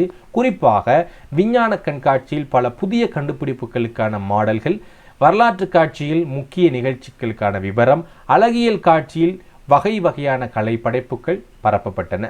கைப்பண்ணி மற்றும் தொழில்நுட்ப கண்காட்சிகளும் மாணவர்கள் தங்களின் திறமைகளை சிறப்பாக வெளியிட்டனர். குறிப்பாக தொழில்நுட்ப காட்சியில் மாணவர்கள் உருவாக்கிய கணினி தொழில்நுட்ப சாதனங்கள் மற்றும் கருவிகள் பார்வையாளரிடமிருந்து மிகுந்த பாராட்டை பெற்றன. மாணவர்களின் பங்கேற்பு மிகவும் சிறந்தது. அவர்கள் நுட்பத்தோடு காட்சிகளை அமைத்து காட்டினார்கள். அவர்களின் ஆற்றலால் கண்காட்சியில் அனைவரும் ரசித்து பார்வையிட்டனர். பார்வையாளர்கள் கூட மாணவர்களின் ஆக்கங்களை பாராட்டி அவர்களுக்கு நன்றிகளை தெரிவித்தனர். இந்த நிகழ்ச்சி பள்ளியில் உள்ள மாணவர்களின் அறிவு, பொருள் மற்றும் ஆக்கங்களை காட்டி அறிய வாய்ப்பாக அமைந்தது. இது பள்ளி வாழ்க்கையின் முக்கியமான பகுதியாக மாறிவிட்டது. மாணவர்களின் கல்வி மற்றும் கலைத்துறையில் பெருமை கொள்ளும் வகையில் இது அவர்களுக்கான ஒரு பெருமைக்குரிய சாதனையாக திகழ்ந்தது. பூங்கோதை, செயலாளர், அறிவொளி மகா வித்தியாலயம், கல்வி கண்காட்சி என்று சொல்லி நாங்கள் இறுதி ஒப்பத்தையும் விடயத்தையும் குறிப்பிட்டிருக்கோம். இப்போ இந்த வகையில் உங்களுடைய அறிக்கை ஒன்று இருந்துச்சுன்னா சரி பிள்ளைகள். ஆகவே மறுகவும் நீங்கள் இந்த பிடிஎஃப்பை டவுன்லோட் பண்ணி கொஞ்சம் மீண்டும் வாசித்து பாருங்கள். நாங்கள் இதுவரைக்கும் பிள்ளைகள் 1.5 மணித்தியாலத்துக்கு மேலாக நாங்கள் பகுதி 2க்கான வினா விடைகள் அது பற்றியாக நாங்கள் பார்த்துருக்கிறோம். அடுத்த காணொளியில் பகுதி 3க்கான வினா விடைகளையும் அதில் என்னென்ன விடயங்கள் சேர்க்கிறாங்க என்பதையும் பார்ப்போம். ஸோ அதுக்கு முன்னாடி எங்களுடைய வகுப்பில் இணைஞ்சு கொள்ளக்கூடிய மாணவர்கள் எங்களோட தொடர்பு கொண்டு நீங்கள் இணைஞ்சு கொள்ளலாம். கீழே இருக்கிற வாட்ஸ்அப் இலக்கத்தோடு தொடர்பு கொள்ளுங்கள். அதே மாதிரி எங்களுடைய காணொளிகளை இப்போ தான் நீங்கள் பார்க்குறீங்க, எங்களோட யூடியூப் சேனலுக்கு தான் முதல் முறையாக வந்திருக்கீங்கன்னா மறக்காமல் சப்ஸ்கிரைப் பட்டனை கிளிக் பண்ணி பக்கத்தில் இருக்க பெல் பட்டனை கிளிக் பண்ணிக்கொள்ளுங்கள் பிள்ளைகள். நாங்கள் அடுத்த காணொளியில் சந்திக்கலாம். நன்றி, வணக்கம்.